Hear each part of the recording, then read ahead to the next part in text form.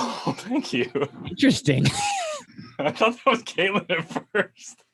Yeah. Welcome everybody to our kind of season finale here of this Undervelt game. I'm going to start with the convocation to the Muses, however it comes to me. Muses, gather with us and make us one mind. Give us stories of power and words of potency so that we may become instruments of the Creator. Muses, gather with us and let play begin. You are now still recording. Okay.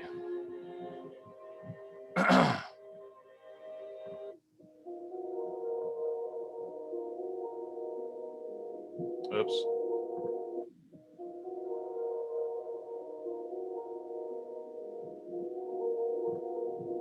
Okay.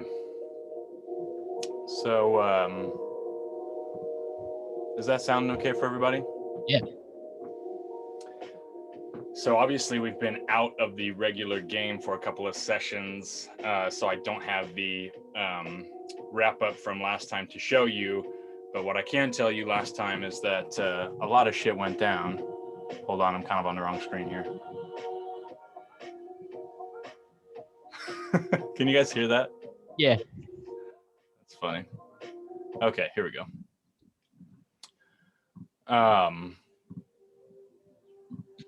In our last In our last session, there was basically a big conflict in this space called the Judgment, the space that held the Judgment Stone. And as a result, oh God. Sorry, guys. Okay. There was basically a big clash between the Lizzies and the dwarves. Many of the dwarves were freed. Some of the entities chose to remain Lizzies, and the remaining Dwarven brothers were liberated, and the group was poised to basically decide what they want to do next. And the other kind of cutaway from the final scene was all the Lizzies, the character Lizzies, battling to merge with the strange orifice inside the mouth of Shiga, and to some unknown ascension. And so we're going to return to this room in the Undervelt where the group is assembled, away from immediate danger for the time being, and resolving sort of what comes next. So I think we'll go around the horn to give me a moment to adjust things, and everybody can just volunteer one significant thing they remember from last session. Let's start with you, Craig. I was trapped in a bottle. Please don't ever let that happen again to me. And then I broke out. I think, were we trying to push like the stone into the water or something at the very end? I don't remember that, but you guys discussed that. I think we might have, yeah. We but we couldn't because it was too big. Remember? And then I went to start helping, and then we kind of got sidetracked. Oh yeah, it was definitely too big. With that, I should have just thought about that. I thought Nick was kind of just futilely pushing up against this massive stone. Yeah. Well, we got rid of HR.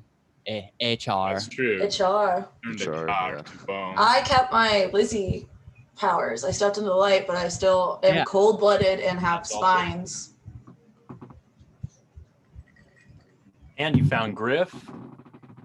Oh, we did? Yeah. I missed that completely. Didn't that happen in the previous one? Could have been, yeah. That would make sense. Matt was in a bottle. One of the Lizzies that became, reconstituted after touching the sunlight.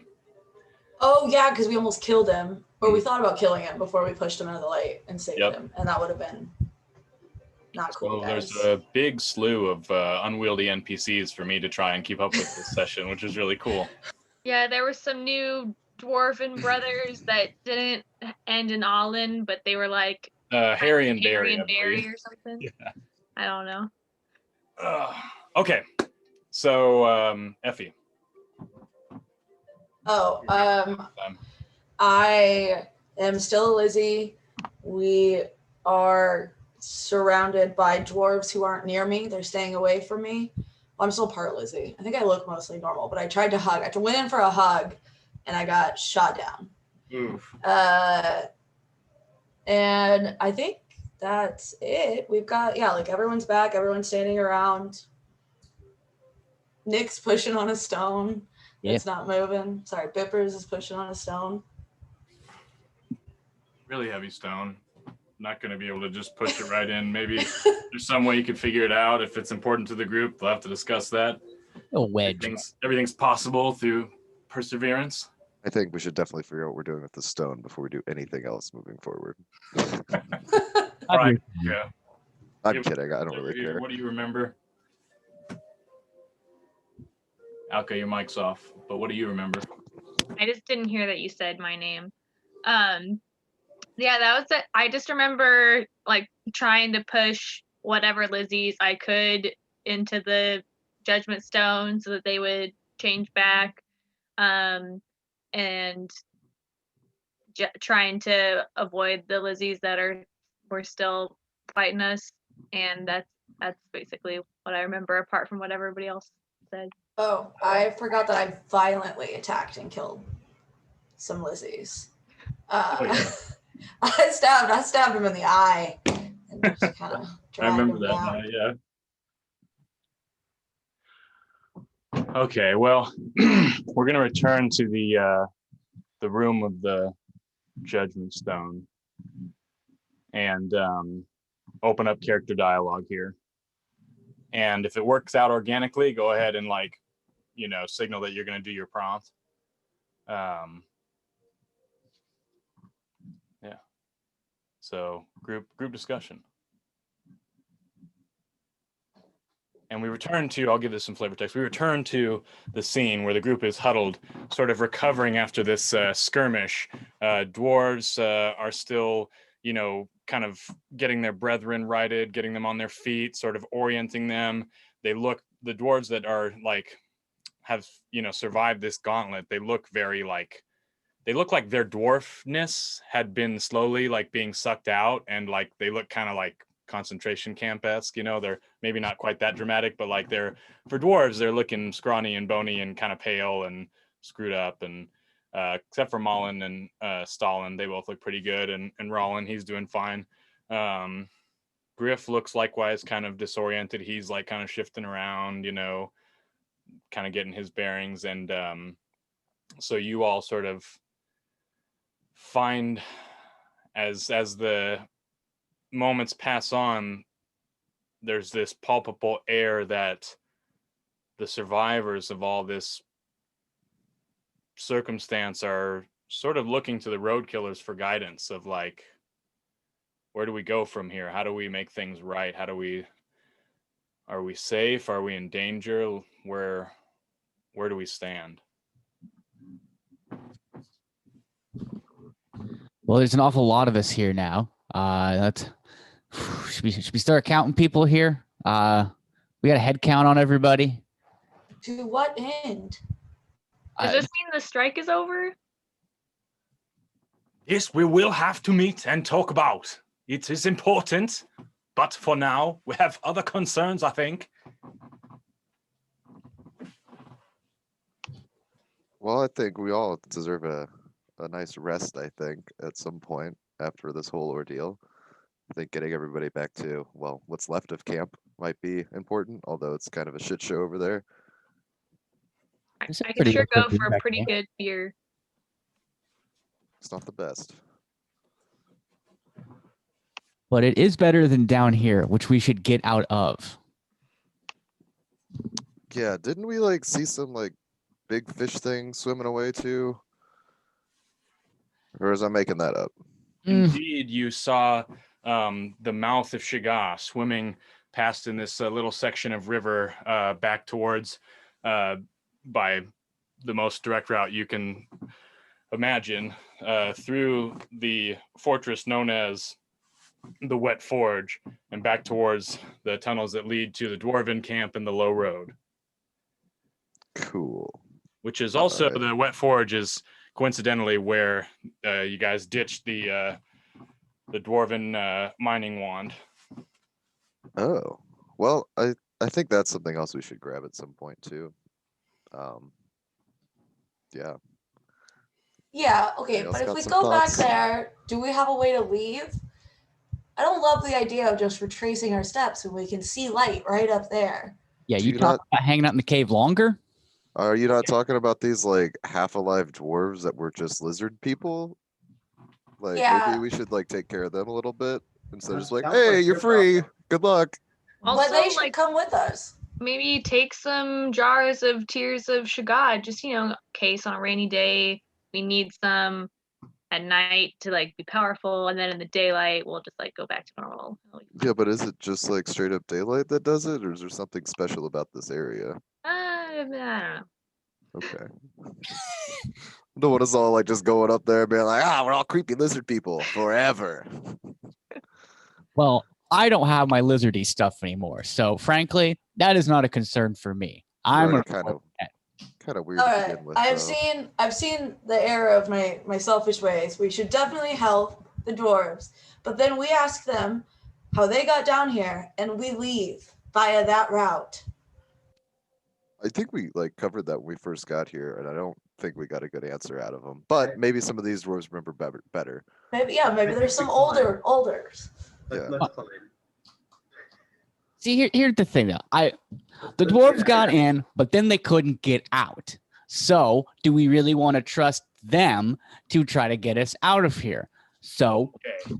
I am don't- overhearing what you have said, and I did think say it that- quietly. Okay, well, my ears are ringing from earlier. There's a lot of noise. It's a strange acoustics. Okay. What I'm thinking is we should all go back to camp. Maybe see what we can salvage. Take an inventory of the damage. We don't even know how many Lizzies may be left in this complex. We have to take care of our wounded, and if you can help us, we will fulfill our pledge and return you to the low road.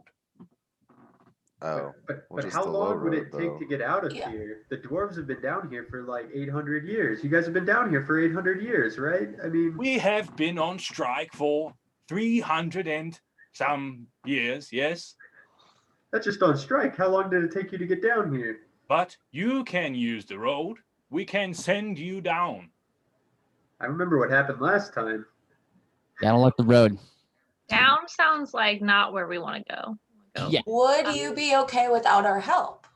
Could we leave, and would you and your people be fine? Where are we leaving to right away? We're still underground. We're climbing up that freaking whole sunlight If whole If stone. you can escort us to safety to our camp, we will give you supplies. We can give you somnium gems, okay?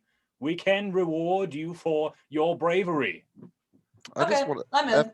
Effie, do you remember the last time you tried climbing something? That ladder. So that Yeah. was different. This, I think, That was is- like made to be climbed, and these are rocks. I'm in. As soon as he Up said here. somnium, I'm in. Up Oh, here is okay. very high. You could fall and break your knees. Okay. You're, Well, you're shorter. here is the thing though. I think we should go through the hole, and I'll tell you why. We cannot die, folks. We cannot die. We took on the Mudman. We took on the Bogman. We took on HR. We already did the little speedy train, which did kill Craig, but he's still standing here. So, what is death anyway? We could go up right out through that hole just fine, lickety split, and then we are in that wonderful Velt sun that might kill some of us. It might kill others of us. I'm pretty sure I'm gonna be fine. I can't breathe in this cave anymore. I want out. We don't even know what's above us either. Like we could just be in the middle of nowhere again. Up there, way up on the surface, there is lots of creatures, no place to hide. Very dangerous. We prefer to stay here underground. There's I a don't lot know of if I can creatures trust down your here. knowledge of creatures after this Lizzie things and all the Lizzies actually turned out to be dwarves. So That's a good Yes. point. This was revelations for us as well. Yeah, I think I'd rather take my chances with the creatures up there than the ones we've been dealing with down here. We've pretty much got everything down here. Yeah. We're like Man. top dog now. I think I'm switching sides again. Now Plus, I'm back on climbing the hole. I mean, you guys didn't even see the giant like lizard horse thing I fought earlier. That thing was disgusting. I can tell by the sound of your voice. Yeah, it just reminded me of Carlin. Kind of sounds unbelievable, frankly. And since none of us saw it, Oh, Yannick was there. Oh yeah. Well, I was. I don't know what you're talking about. Oh, you son of a bitch. If it happens out of my sight, it didn't happen. Out of game, reminder, I can heal all allies within a near distance if anyone wants to give me a somnia. And I can just heal the dwarves and we can climb the hole. Okay, sick. I have I have 2 somnium. We've Hey. got more than 2 dwarves. No, but it's anyone nearby. It's in a radius, so they'd have to gather around. Okay. Because he leveled up last game or 2 games ago. So Effie, can you give me a piece of somnium? Yeah, here you go. I'm gonna toss it. Cool. Everyone, come around. Come around. Listen. Come to me. Put your hands on me and feel my healing. This is a little weird. Things got weird. I will help you and aid you to cast your spell, my dude.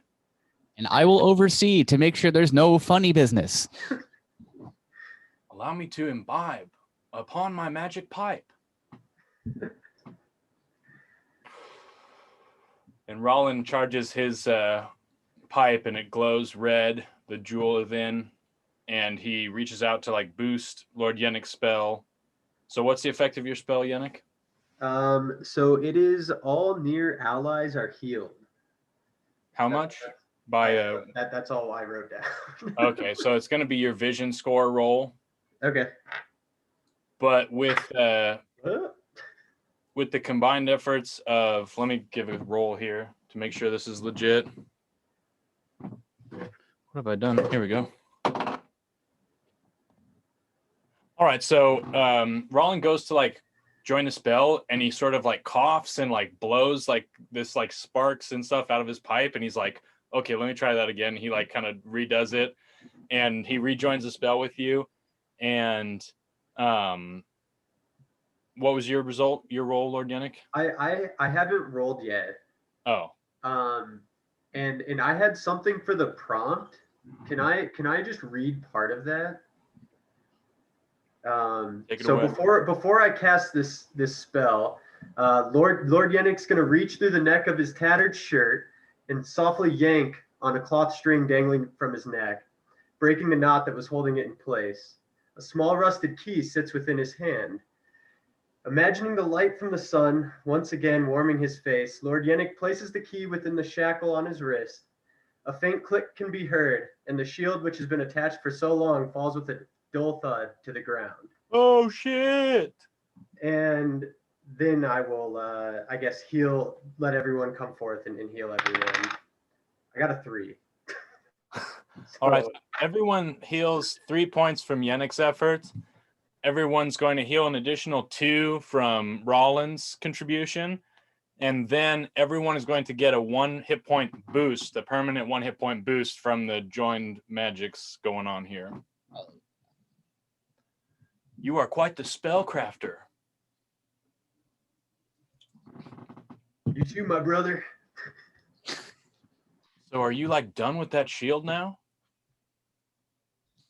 Yeah, I feel like I don't need it anymore. The danger's been taken care of. Famous last words. That was a pretty choice moment. I feel like, yeah, I enjoyed that. All right. Anybody else have an organic opportunity for a prompt here? I'm just not made for climbing. That's all. So you guys talk this out a little bit more, and the dwarves are going to weigh back in because they have their agenda as well, and so does Griff. I can share mine, but I was doing it from memory of the prompts. I didn't really write it to convince others. It was more like what I was gonna do. All right, I'll read the prompt one time just to give context for anybody who's watching. Okay. Lizzies Effie are just, scattered. Oh, sorry. Go ahead, Ram. Effie just pasted it in the chat, but you can read it. I know, but I don't know if people, watching a video will be able to see that. Fair. The Lizzies are scattered. The dwarves are free. The low road appears once more open for business. The ancient tunnels of the dwarves lead shottered toward the great gash. The sky hole over the rock of judgment likewise beckons, but it would be a perilous climb, leading to foot travel in the open belt. So that's our context. And go ahead, Alka.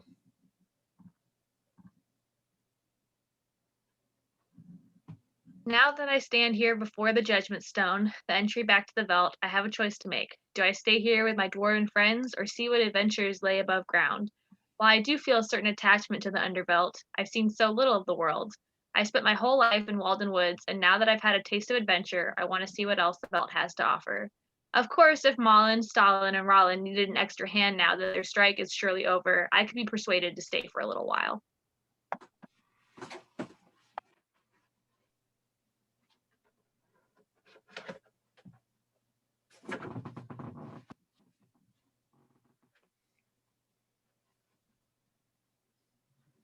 I was also kind of thinking Craig might think about staying behind and helping out for a while. I haven't really decided on that yet, though.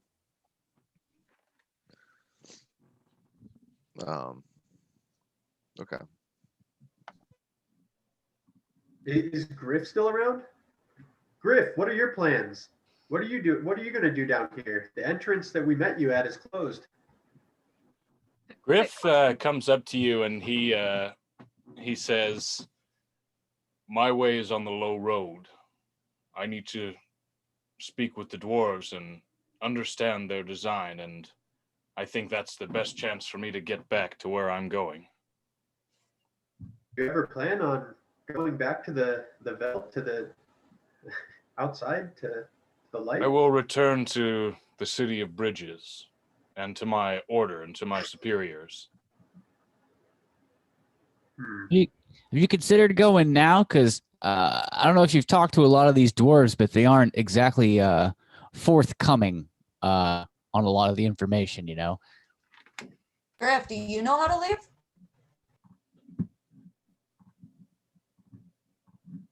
What did you say? Does Griff know how to get out of here? I intend to take a cart on the low road, if the dwarfs will send me. Now, we've had trouble with those carts. Yeah. We've tried that before. Do we remember what exactly caused us? I know like Rand or Alka fell off and I went to chase after her, but is there a reason like the thing like exploded and toppled off? We Well, didn't I know how think to that use it. Bippers had used his like wand or something to make it power it to go faster, but then it kind of went out of control. Yeah, that's- ultimately it was kind of my fault. Oh, okay. That's how I But remember. it's not solved, right? I mean, we still don't know how to use it. Well, it's a good thing we got all these dwarves now. Oh. Oh, Like it's like Griff literally just said all these things. yeah. I need someone with smoke coming out of their eyes to explain things to me. It helps me. Okay. retain Yeah. it. The thing is, Okay. Griff hasn't been here the whole time, and I trust you guys, even though I'm right most of the time. I vote we climb. The dwarves are healed. I can do the dance thing. It'll give everyone a guile bonus. We'll be more graceful. I say we go up. We've done our duty. They did very little for us, and we did a lot for them, respectfully. And let's go. We can see the surface. Stalin already doesn't like us, and he's looking fierce right now. Listen, I want to say something.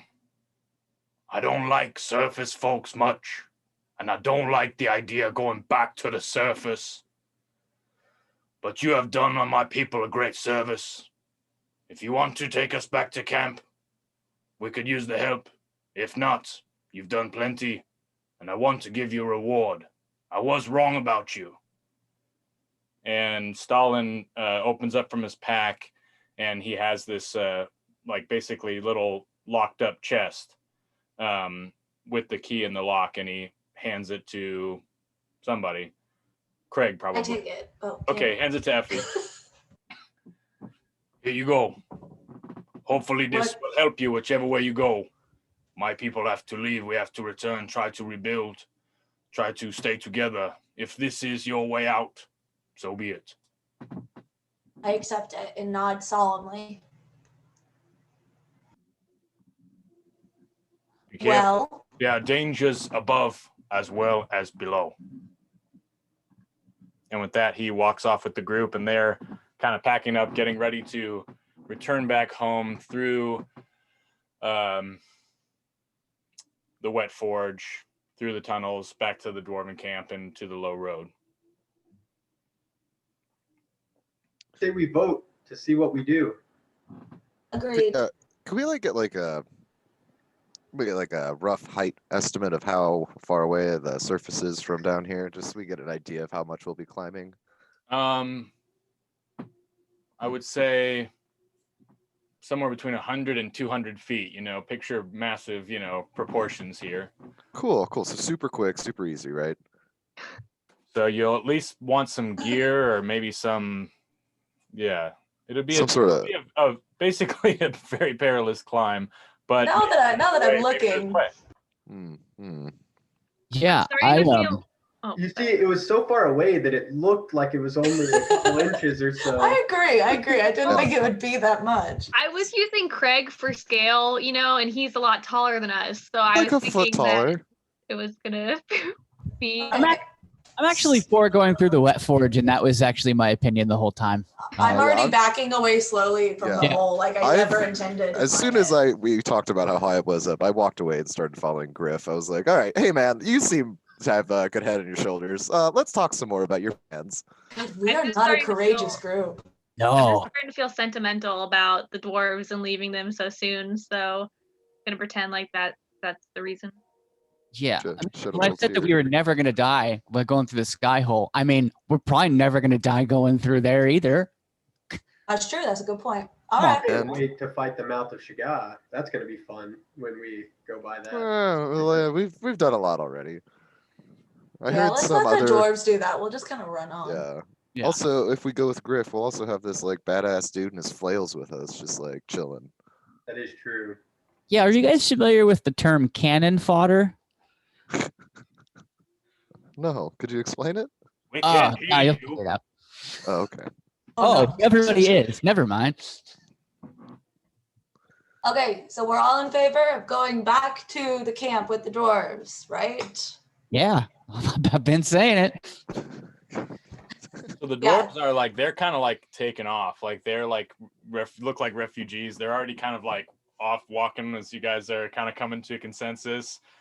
They've walked along the river and they're, filing one by one into this open doorway back to the wet forge. All right, well, let's Guys, get wait to it. up! Go forward Yeah, some I'm wet stuff. running after them. The dwarves they basically greet you in excitement and they're happy that you chose to come back with them. And they say effectively, you won't regret this. Like, we'll give you a royal send off. That's what I like to hear. And so, do we have a turn, like a marching order here? Are we marching behind the dwarves? Are we trying to push to the front of the dwarves? What do you guys think? We got probably a coterie of about 10 dwarves, and then there's Griff. He's kind of mixed in there. He's kind of chatting with Malin. He's obviously fascinated with the dwarf culture. It's sort of a, it's like contacting a lost tribe. He's very, as a sort of an anthropologist, historian, he's very interested. I'm definitely leading the way with my glow-in-the-dark ankle bouncy shoes. I'm all the way in the back because the dwarves still think of me as a Lizzie, and I notice weird gaps keep forming around me. So I've given up and I'm trailing behind. I'm right next to Griff because it seems like he knows where he's going, and I want it to seem like I know where I'm going. So I'm very confidently walking next to Griff, but observing every move he makes. Okay, so as you move through that hallway and kind of pass some familiar terrain here, and then you emerge out near HR's hut, and come around. At some point, you go past the dropped Great Wand, the mining wand. So Craig's gonna approach that first. Yeah, I'm just gonna go ahead and just pick that on up. Craig goes ahead and he scoops that up, and you guys emerge into the familiar scene of this great sort of whirlpool fortress area that you fought. Some of you fought your way through. Some of you, I think, came through another way. And as you witness this area, you see that there's like massive destruction. Like since you last came through, like it just looks like a hurricane. Like basically, like kind of ripped the area apart, tossed stuff around. Things are like shattered and torn and just disheveled. Big like breakages and things. And as your little refugee group is going here, I want y'all to make a vision check.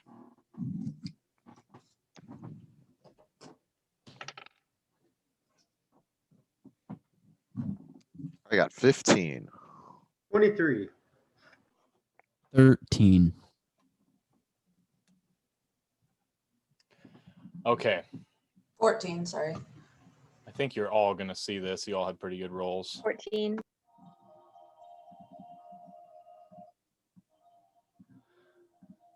Is that showing up or is that looking real wacky right now? Real wacky. Real wacky. Here it comes. Maybe. Myself out. It's good because I did an update, so it's working well, I think. Yeah, I think that's what it's supposed to do. Yeah, this is I a like feat. this. It's a nice effect. Hold feature, on. yeah. We all got into some of Rollins mushrooms, and so I everything guess. was very distorted. What the hell's going on here? Here we go. Oh, no. Nope. What the fuck? There we go. Sort of? Nope, it's being real wacky. Huh. All right, we don't need to depend on this thing. In any case, you all are going through here, and you pass a little section of this river that you're following, this underground river, and you see a familiar form float by. And I can do overhead cam, can't I? Let's do that. So you guys are sort of all en route coming through here, and this very familiar form like just starts to like float idly by along the river. And you recognize the sort of pale body, the spines, and the form of this great and uncanny looking fish ? Like it's not a fish. It's like you know what a fish looks like, and you know what a lizard looks like, and you know what like things look like. This is something like, this is the mouth, and you've seen this part of its form before, but seeing it now drives home how uncanny and like just it's very strange biology. It's like something totally deep and unknown and aberrant and just like very evocatively creepy. And so this pale fishy thing, this like floats past you, and you see that it's like, it looks like a deflated sack. It's like burst open. It's like drained of its fluids, and just it's this like fleshy, semi-translucent husk of what it was before. And this like just like corpse just basically like floats past you and then slowly circles the drain of the big bowl that is the wet forge and disappears from sight. Could I make a roll to throw a rock at it before it goes down the whirlpool? Yeah, definitely. Roll a grace check to target. Yeah, do a. Ooh, yeah. I got a 21. Yeah, you throw a rock and it just like smacks into the side of this thing, and sort of like picture like throwing a tennis ball into like a big big bag full of pudding, kind of like that Nice. sensation. I killed it. I'm the best. You Yeah, saw it Craig. all. You guys all saw it. I shout out, "Hell yeah, flush that turd!" And then confusedly, I'm like, I don't know what I said at all.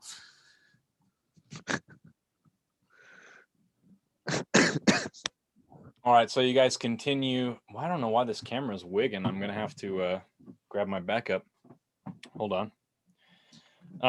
So you guys continue towards the dwarven camp, and I want everybody to make a grace check as so you move through the fortress, no problem. You don't see any sign of the Lizzies, but you do continue to see this like strange, destruction around you. And then you get closer to the dwarven camp and some of these old familiar tunnels. Craig's light up shoes are bouncing off the walls, like lighting the scene.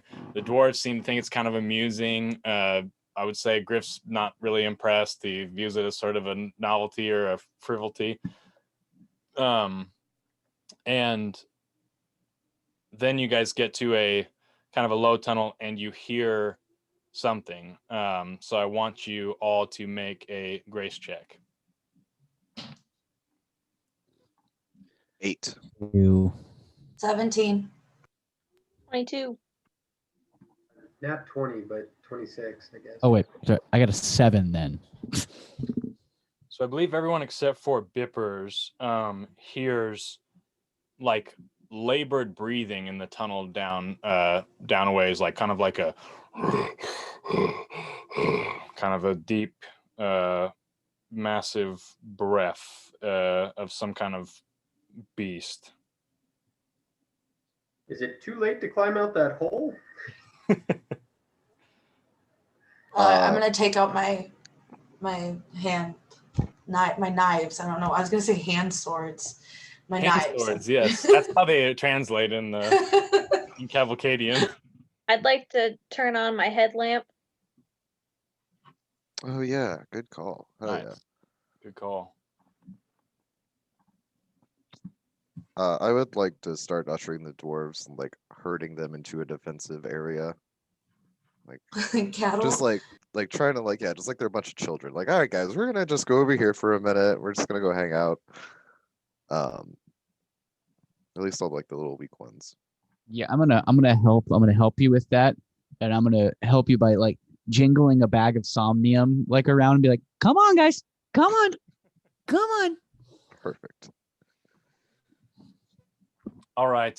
They kind of go off and follow you and your distraction sort of. Damn, this is going to be fucked up if I don't have my main camera tonight. Okay, I'm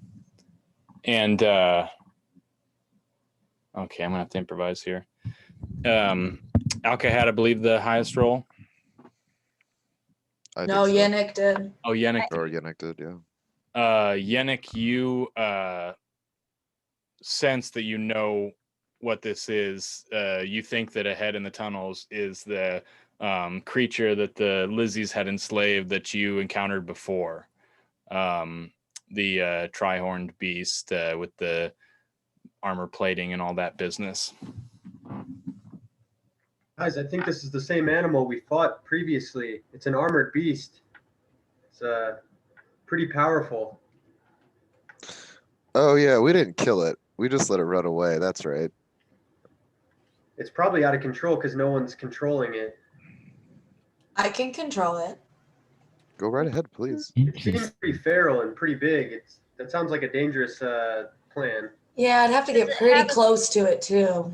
Does it have a soft underbelly that we can? Does it have a vulnerable spot? We can tickle. I don't. Yeah, we're talking about I was murder. thinking more like stab it or shoot it with an Oh. arrow, but The Yeah. Lizzie Can we did just that. go around it? Maybe. Yeah, have we tried reasoning Do with we have to fight it? Could we just go the other way? I That don't would know. be I my feel bet. like Or that's what I'd want to do if we do anything. I don't want to fight that thing again.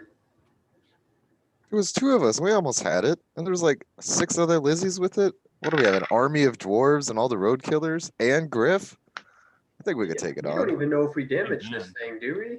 We just killed the Lizzies that were controlling it. Yeah. But if we don't fight it, then it'll probably come back to harm the dwarves when we're gone. How Yeah, were the prob- Lizzies controlling it? Oh, with like chains and whips and stabbing it. We can do that. Yeah, Yeah. we've got all that stuff. Bro, I'm fired up. Let's kill it. I say we try to keep it. Kill it.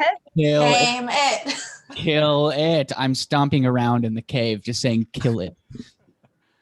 All right. So let's have, compete for initiative. So I want to try this new mechanical thing. I want to try taking concurrent turns where like I'll say something that happens and then everybody basically declares like what they do in response. How quickly you like reply basically is going to give you initiative. And if you compete with each other, like I say, I'm going to open the door, and then like somebody else says, I'm going to open the door at the same time, then you guys roll off against each other. Otherwise, we're going to do this sort of concurrent turn thing. So like we all take a big turn together, and then there's a response, and then we all take a big turn together.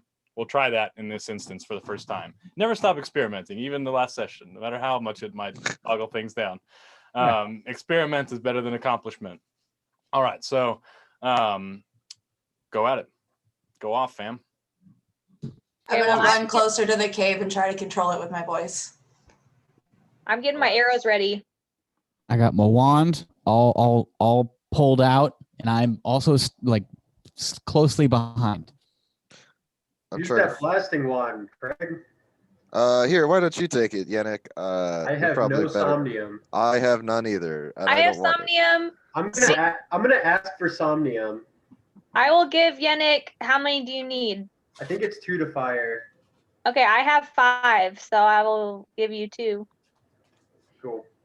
Awesome. Well, that's have fun with that big thing, Yannick. It's got quite a bit of kick to it. Yeah, that's what I do. I give it to him. All right, so you guys are moving forward in here, and I'm sorry, who kind of struck out first? I believe it was Effie. Oh yeah.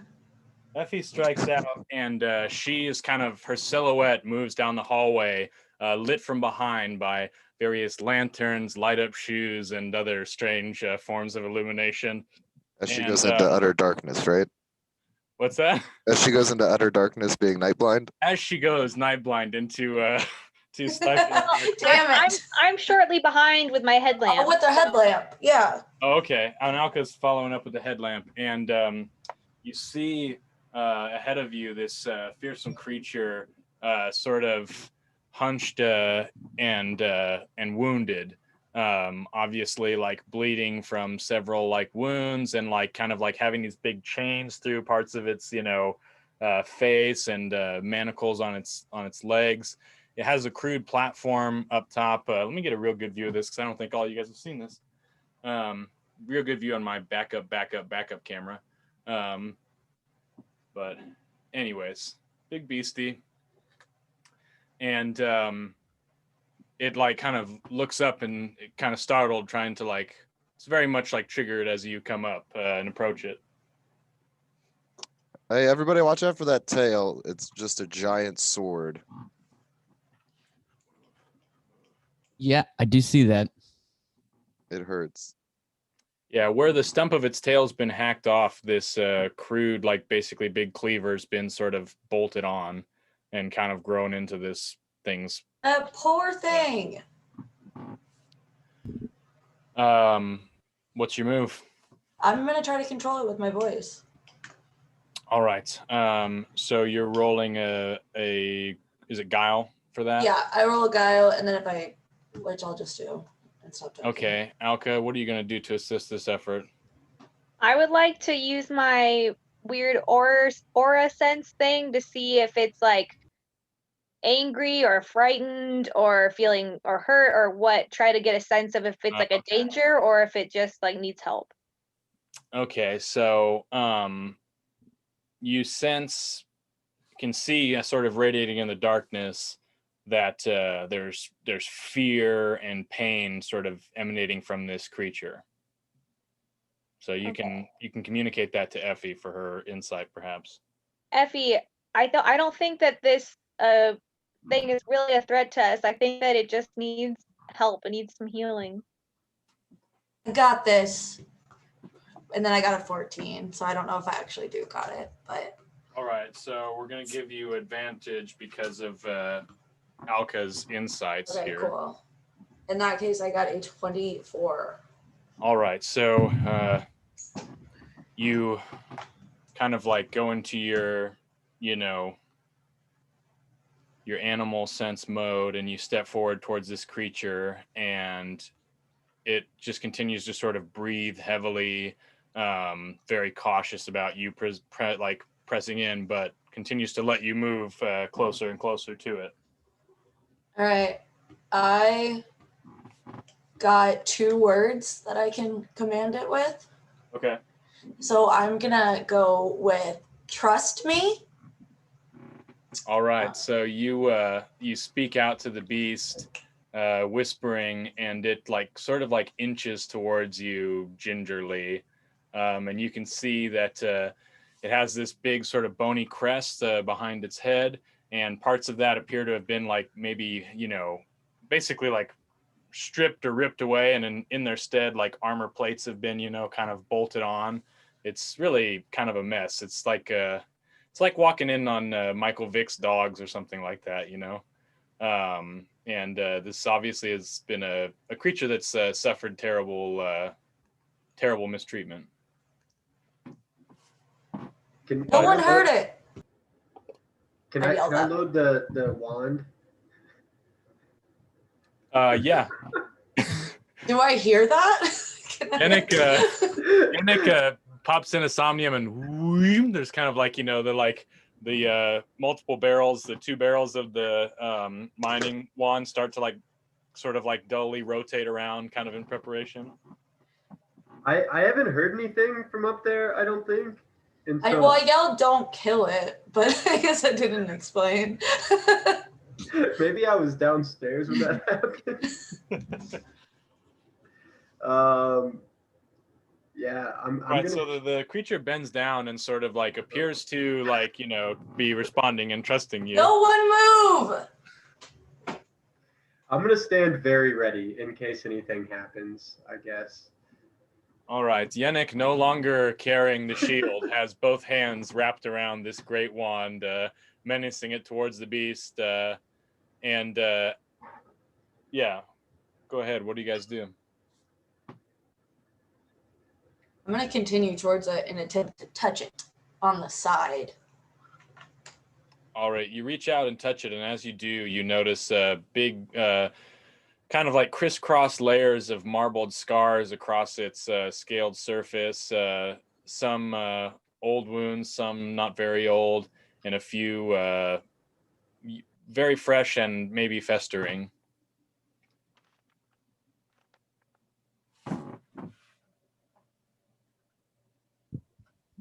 I think maybe someone should heal the thing. It's either that or we could just blow a hole in its head. Yeah, I mean... No.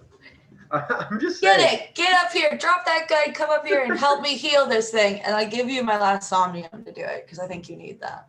Okay. I'll go and very apprehensively, because we fought this thing and it almost killed me. I was at 0 hit points. And I'm going to kind of stand back because I've got a distance healing spell. And I'm going to use my healing beam on it. But kind of time it with Effie touching the side of it. That way it thinks Effie's doing the healing and not me, type thing.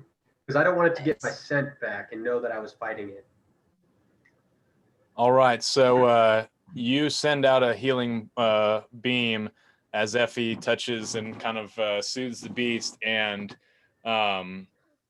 instantly there's sort of as Alka's looking on, the color, the aura, sort of the dark, stormy purples and bruised blues start to shimmer with sort of a corona of different colored light. There's a little bit of light turquoise for trust, and a little bit of sort of golden yellow for hope. And as the healing approaches this entity, the corona of colors starts to change, and there's a whole nother sort of energy taken on. So go ahead and roll a vision check, Jake, and you have advantage through your efforts with Effie here. So roll your vision twice and take the better roll. Yeah, so I got a 23. But your vision die, rather. Oh, I see. Sorry. In that case, I got a 4. Okay. So this thing heals 4 hit points. That's a significant chunk. And you can see that it's visibly relieved, although it still has this large sort of like hoop manacle through its nostrils, sort of like a big bullhorn, or like a ring, a bull ring. What am I trying to say? You know what I'm trying to say. And it Septum? looks uncomfortable, a piercing. Set it free. Yeah, how do you suppose we get that thing out of there? Anybody strong enough to break it? Maybe there's a latch. I'm gonna go up and inspect it to see if there's an easy way to remove it before we come up with a complicated plan that's unneeded. I'm taking like a 20-foot step back and picking up the wand again. Maybe Just in Yannick case. has more Turns- keys hidden around his neck that'll unlock these chains. Yannick reaches and pulls the key from his waist. All right, so you step back, and this beast very much associates Effie with the healing that took place. That was an effective ruse, and it lowers its kind of beaked face, and you see sort of quickly, it's a very simple pioneer puzzle to like get this ring lodged loose, and when it does come loose, the beast emits sort of a big sneeze, and sort of like blood clots and snot sort of like shoot out towards Alka and Effie. Go ahead and make a grace check, or be covered in basically built up phlegmy dino boogies. At 21. 16. What was yours, Effie? 16. Constable Bippers, roll a grace check, because you're like the next one back here. I got a 8. All right, so big, basically bloody snot rocket shoots. The ladies dive out of the way, and Constable Bippers takes it pretty much straight in the chest, just kind of like dripping down his Constable Blues there. I just go icky, icky, icky, and then do this a bunch, and then I'm like, and then I realize that I've embarrassed myself, and I'm like, it's fine, Dino snot. Mullen and Stalin both chuckle from behind, and Stalin reaches out and hands a blue headband to you to wipe yourself off with, a blue handkerchief. I turn it down. Stalin, who has recently warmed up to the group, is immediately back into like being just offended by your presence. All right, so basically you feel that you have this thing now under your tentative control, Effie. And it still is mounted with the platform and saddle that the Lizzies had put on there. Ride it. Lead the Oh way. yeah. I'm gonna go up and I'm gonna ask Alka as I'm doing it to check the aura to make sure I'm not offending it by trying to write it. Okay. I will try to check the aura. All right, I attempt to ascend. All right, let's give it one more good check between you guys. Beat a 13 with your guile and whatever stat you're using for your aura skills there, Alka. I got an Complicated. unnatural 20. I got a 16.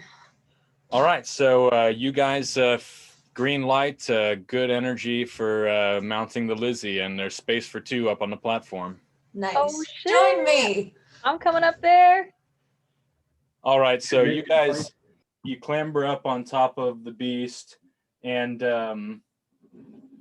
instead of using the reins and ripping the controlling through force, you seem to have sort of established a bond that you can do these simple commands with. And as you guys start to like kind of careen off, Yannick and Bippers have to be careful not to be in the path of the like tail as it's kind of swiping back and forth, leading charge here. And before long, Rollin on the back of Sleepy Bill trots along and is sort of like trotting in tandem with you guys. I whispered You to myself, make this is your way the down best thing the, that has ever happened. Make your way down the tunnels there.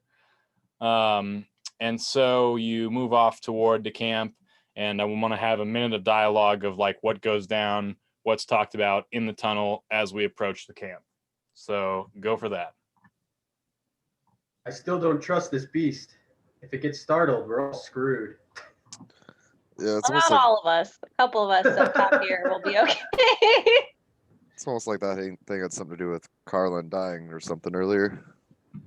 It's fine though. I'm back with the lesser dwarves, attempting to take credit for all the things that have happened throughout the journey. I'm saying stuff like, Go ahead. Yeah, you should have seen me back all the way that way. You guys weren't there, but I took out this thing, I took out that thing. Oh, wow. That's amazing.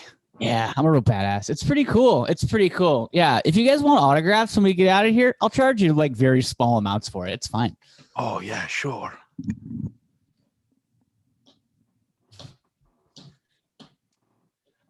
Griff, you can see, just continues to like sort of in his little sketchbook, like kind of sketch down things he sees, like make notes. He's like kind of still the observant watcher, still kind of the brooding silent type as well. All right, so you guys move towards the camp, and you come to the threshold of the Dwarven domain, and you see once more sort of familiar signs of fresh destruction, big slashes in the stone, doorways and like kind of little entrances sort of chipped and broken, piles of rubble, and occasionally even eviscerated corpses of Lizzie's.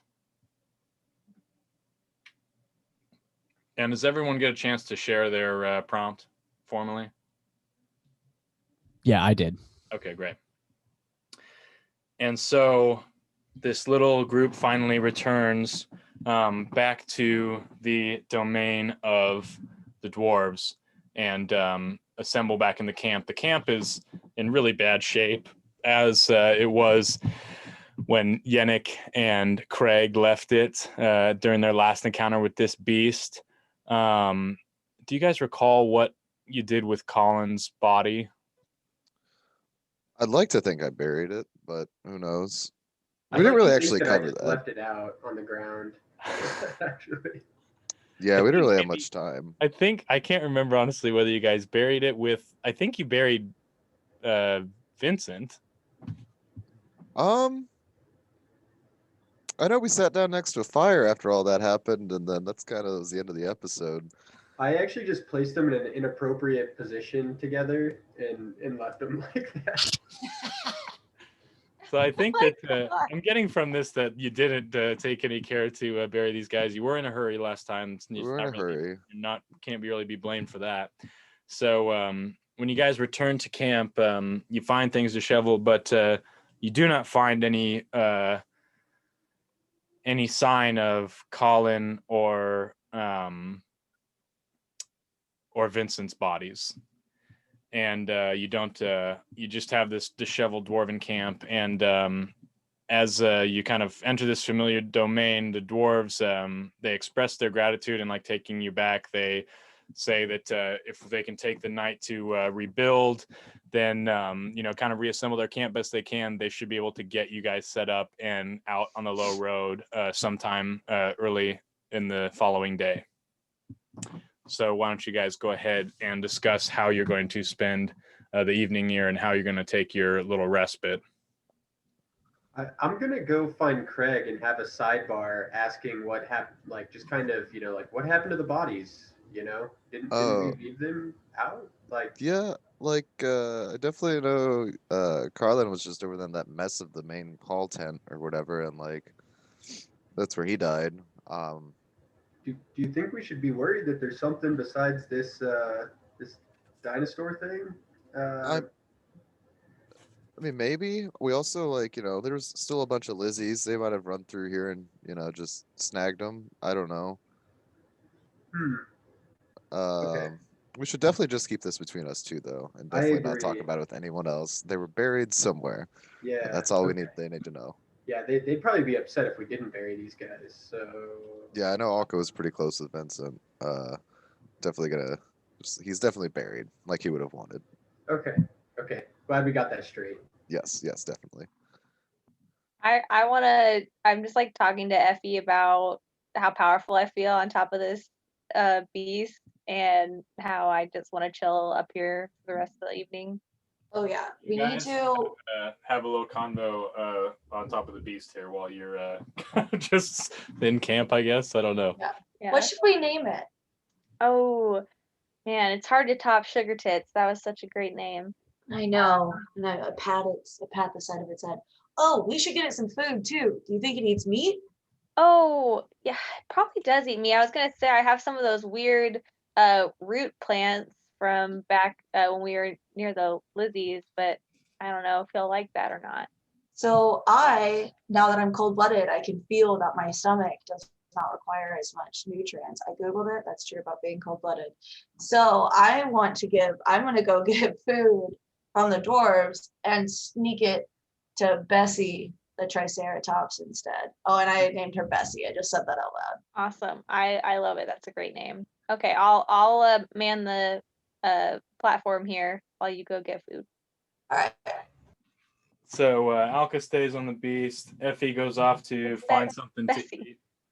And then Bessie seems to be making fast friends with Sleepy Bill there. There's a lot of like, nuzzling and sort of butt sniffing going on between those two.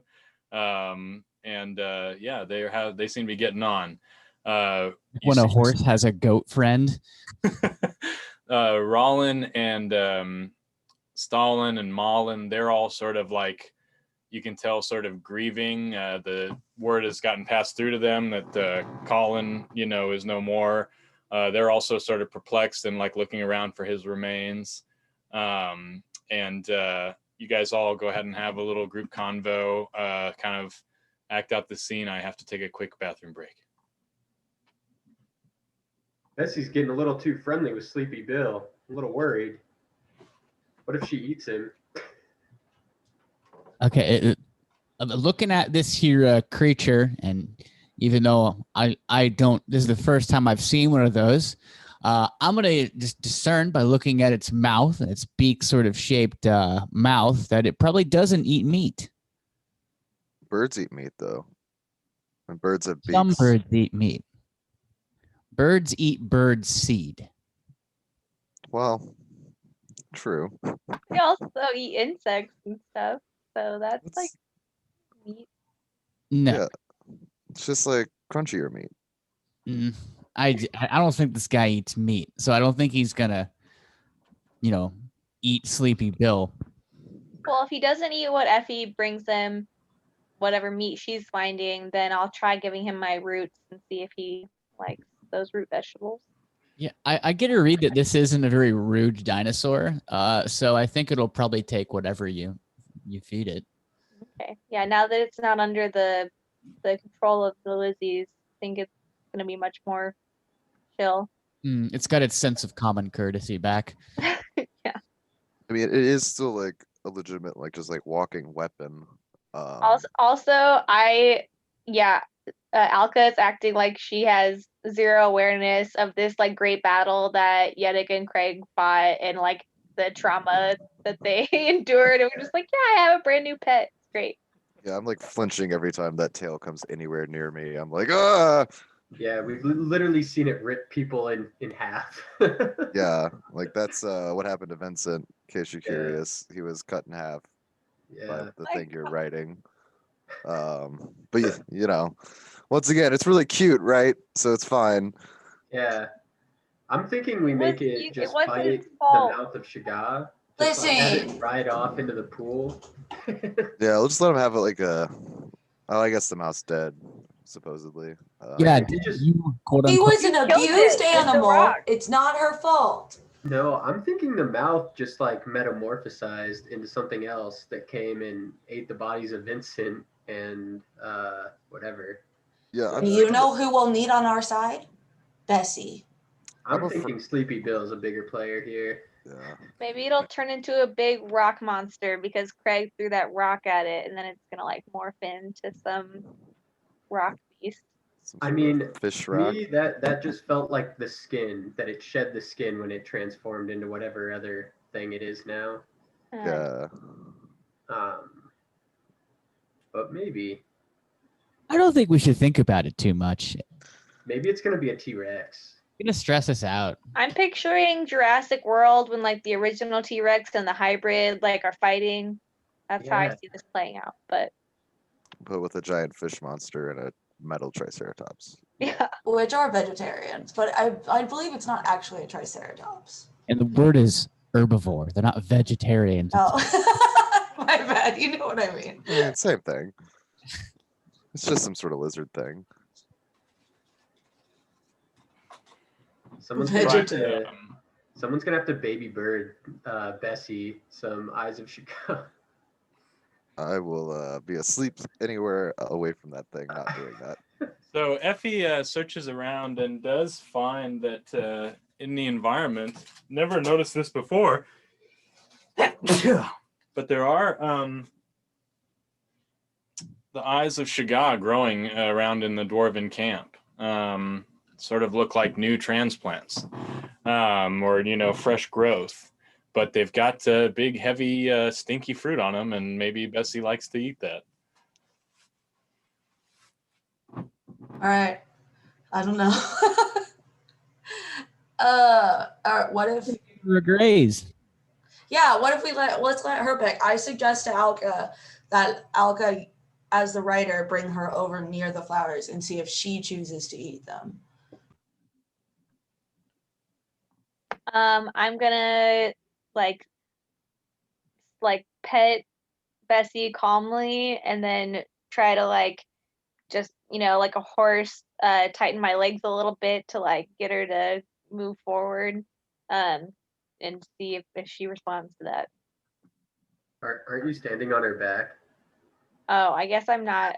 Like, is it a saddle or am I just standing? Okay. It's like a little platform. Still squeeze your legs.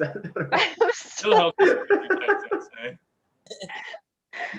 I don't know. I guess I'm just gonna talk to her and see if that works. I'm just like, hey, there's some plants over there. Are you hungry? Make a guile check. I got an 8. All right, so this thing just kind of seems to ignore you, is milling about pretty peacefully, and eventually finds its way around after having several exchanges with Sleepy Bill, and starts chomping down on some of these fruits, these Eyes of Shiga. And so the dwarves there have kind of packed their stuff up. They're, rewrited their tent somewhat. They've, basically put all their old signage in a pile to like burn for warmth. And they are now just kind of setting their wounded in to rest. What are you guys going to do with your nights? How are you going to hold up? I'm gonna sleep on top of Bessie. I'm going to sleep at the opposite side of the cave. Same here. I'm gonna sleep kind of near a rock, kind of in a little outcropping, one of those. If there's room, I'm also gonna lay up on the platform where I feel most safe right now. Okay. Helka and Effie, as you guys are sort of drifting off, you guys have a little conversation. I feel like everything's gonna be okay. I feel like we're gonna ride Bessie out of here and we're gonna make it out of the underbelt. I agree. I think this was the right call. And I worry about what Craig will do should he ever be left alone with Bessie. Well, we'll just have to make sure that doesn't happen. I agree. Then I close my eyes. All right, Constable Bippers, are you and Lord Yennik sort of in proximity where you guys are sleeping? Yeah, we're within room volume speaking distance. All right, so you guys have some chat, and Craig, if you're within earshot as well, as you're kind of dozing off, what's your program? Are you posting up? Is somebody going to be like on guard? What's the plan for tonight? Completely unguarded. Yeah. The Yeah. dwarves can guard. It's their town. Yeah. That's true. I do I don't- think when I fall asleep, there will be some mutterings about how I'm gonna kill that goddamn lizard, just under my breath while I'm sleeping, like in my dream. I kind of roll over, like to face Yannick, and I say, "Hey, Yannick, What's wrong with you? what you thinking about?" I'm thinking that thing's gonna cut another one of us in half. Oh, and then I roll back over. And I'm gonna like just stare at this thing that we're calling Bessie now. I don't know if anyone's checked the gender yet, but Bessie seems gender neutral. Yeah, it could go either way. Yeah. Bessie's curled up into a big heap. Sleepy Bill sleeping sort of in the little spoon position with Bessie. And you see that Rollin is not far off, and he seems ponderously to be smoking his pipe. It's hard to presume, but likely he's grieving. You know, he's contemplating the loss of his brother Colin. And at some point, if anybody's still up at this point, Rollin's going to approach them. Who's still awake? I think I'm still awake. Yeah.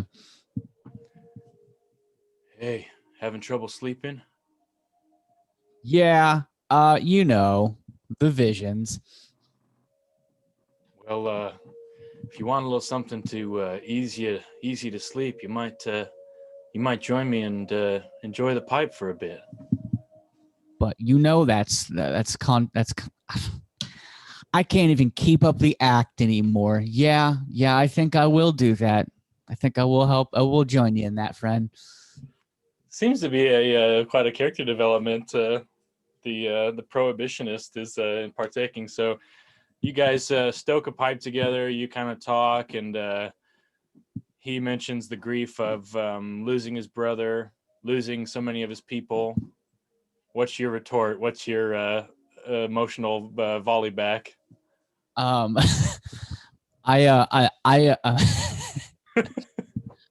try to relate to him, but in the way be like, yeah, I mean, I know exactly how you feel because I've killed so many people, and so I've seen how people get sad when that happens. So yeah, I've been around for it. So I get it, man. He doesn't seem entirely impressed, but you guys are both kind of on the same level, so he's like, all right, he recognizes that's pretty much the best you can do. And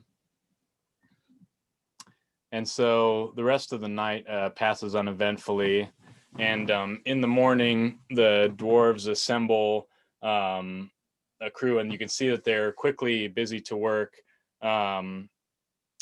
getting one of these trolley carts kind of up to speed for you guys, and equipping it with a somnium engine and some supplies, and they've put some little what little treasures they have left kind of loaded up in this spot, in addition to the chests that Stalin already gave to you guys.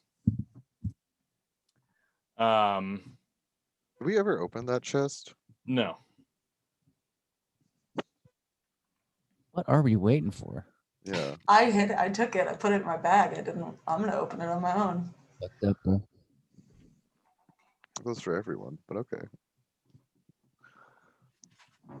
Well, are you speaking to Effie? Because if you confront her about it, but if you're speaking to Caitlin, Effie's planning on keeping it. Greg sounds bitter. He's like, everyone. None of us should be surprised. Thief.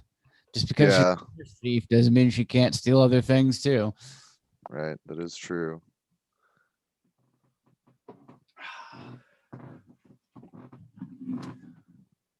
But that's fine. I'm asleep, so.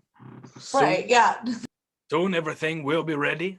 I suggest you make yourselves very prepared, because this is going to be where we leave you. You will be all alone. We cannot help you anymore. How long is the journey? How much food should we take? We have packed you with many supplies, some of our best ale, not the best, but our best.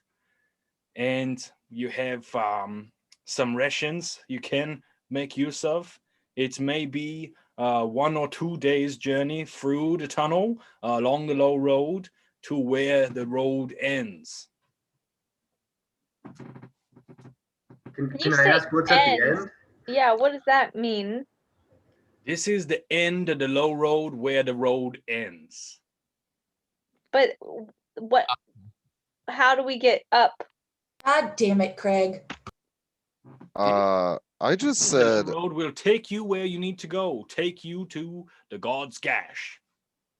see, doesn't that sound much more bad, like much cooler than like, oh, just like this big hole we crawl out of. Now we're going to the God's Gash. But gash doesn't sound like up. Gash sounds like down. Well, it'd be like a cut, you know. Maybe we're just at the lower part of the gash. But okay, so where's whatever. Well, we'll see. So you all know that the God's Gash is this giant canyon that runs through the continent, and so presumably the tunnel leads somewhere where it daylights in the gash. Okay. Would it also be safe to assume that like the city of Bridges is like somewhere near the big old gash thing? Because like if it's a city The made city of bridges, is directly in the middle of the gash. It's actually Well, built Yeah. over Great the gash gash. as the city. According to the map. It's So- called different things. It's the God's Gash, the Great Gash, just the Gash. Important things have many names. the Great Gashby. The Great Gash. That's season 2, episode 1. Okay. Yeah. So it sounds like we're just going exactly where we need to go then. All right. Well, Will not I've be got able to all fit my your things beast ready on to the go. cart, but it can travel along the rail, and it can take you with the cart. You can all go on the road together. Oh, are we gonna have to say goodbye to Sleepy Bill? Well, someone's gonna have to say goodbye to Sleepy Bill. Oh, well, I mean, yeah, I'm guessing He's Rollin gonna miss probably you wants guys to as keep much as I am. Why don't you come with us? Rollin seems legitimately tempted by that offer. Make a grace check. Oh, guys, I have a great grace score. Hold on. I ready my bag of somnium to jiggle just in case. I got a 22. Rollin, he seems to be sort of the odd dwarf out of the group. He's obviously not as committed to the low road as some of the other dwarves. He looks to his brothers sort of for approval, and he says, my brothers probably need me here. And they both kind of like shake their heads a little bit, like, not really, you know, like, and it's like, and Stalin's like, well, yes, you're such a big help. And I think you've convinced Rollin to go with you. That might even be a level up. What do you guys think? Yeah. I mean, it's between that and Bessie. That between that and the Bessie, I think that is a level up. For Effie. Nice. Also- Go ahead and raise an ability score, Effie, and think about what you'll take as an improved or new ability. Got it. How's go ahead. Bessie coming with us? Is They she? said they just said she could walk behind the car on the track. Oh, like, okay, cool. Also, Next I try, don't know- Craig. I don't know how Craig didn't level up after killing the mouth of Shiga. I saw that rock throw. You mean killing HR? No. Both. No, he was joking about the rock Oh. Craig threw at the like corpse. Level down. Oh.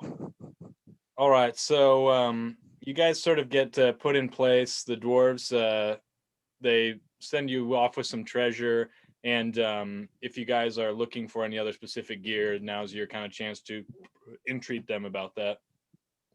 Do they have any formal wear? They have several robes that they use in ceremonies for basically like office.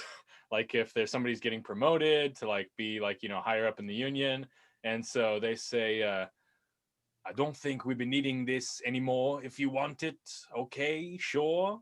I would love it. Thank you. And so they hand you this sort of like a graduation robe with like a mortarboard on top, So it's got like black frock with like little tassel and like little like, yeah, it's basically like a graduation robe. This is exactly what I needed. Thank you. I want to try to get a cape or something to hide my spines if we're gonna eventually end up above ground. Oh yeah. You can probably apparently Rollin shows you too. He's got a couple of extra capes. He's kind of the magical one of the bunch, a little bit more flamboyant, and he's got sort of like a crushed red velvet cape that he gifts you with. I'm looking for like a journal and a writing utensil of some sort because I'm gonna start writing down our adventures. I'm doing a graphic novel. Griff hears your request and he says, "If I can travel with you, I have an extra notebook here." And he hands out like a leather-bound one, kind of like the one he writes in. And you can see he quickly like opens it up and realizes that he has a couple of like pages of notes in the front, which he like quickly tears out so that you don't see. He seems embarrassed by him, and then he hands you the rest of the notebook here. Of course, you're welcome with us, Griff. You guys wouldn't happen to have an actual shield lying around here? The dwarves, they look at each other knowingly and they say, well, we did sneak off last night and do a little work for you. And they pull out something special. So describe the shield that they've prepared for you and tell us what its properties are here. Sure. So it's gonna be like a hand carved out of stone, but surprisingly light somehow. Haven't figured that one out yet. Dwarf magic. But on the front, it's gonna be a picture of the Judgment Stone with like kind of light rays coming down, and me standing like kind of there and like healing the group. That's gonna be the picture on it on the front. So you see this, they've done this, and Rollin says, I did a bit of carving, couldn't really sleep very well last night. Bippers honestly said some pretty disturbing shit to me. But yeah, I did some carving, and we harvested the natural fluorescent stone from in here. And so you see that inset in this rock, which is sort of bound and clad in like metal, bracing around the edge. It's got this, it's all kind of veined with this blue sort of specks of this crystal that sort of lights up, and we'll revisit that. But basically, there's some kind of it's a somnium artifact that can be charged up and like emit big beams of light, I'd say. Okay, dope. Yeah. And so, you guys. I was going to ask one of them if they have any extra explosives around. Stalin beckons you to follow him, and he hands you a what looks to be a very precious tube, something rolled in like some vellum or like some kind of animal hide that's probably about 6 or 7 inches long. He hands you this little tube and he walks you around to this little kind of his stash. He pops open a big wooden crate and shows you a series of similar package containers, almost like rolled like cigars with silver caps on either end. And he says, explosium rods can come in handy. Indeed, they can. I'm going to grab as many as I can carry and thank him kindly for his time. All right, so you take 10 explosium rods. They're in a little box, like packed in like straw. Nice. I knew my boys would come through. All right.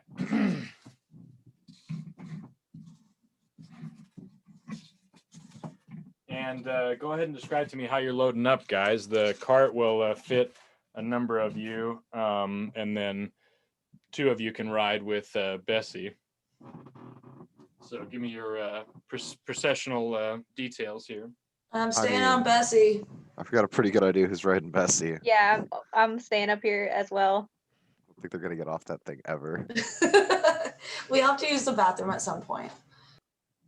Yeah. I'm gonna create some kind of contraption that allows me to go to the bathroom off of the beast. I'm already standing on the cart, posing kind of like the George Washington crossing the Delaware photo, even though no one's up there yet and nothing's happening.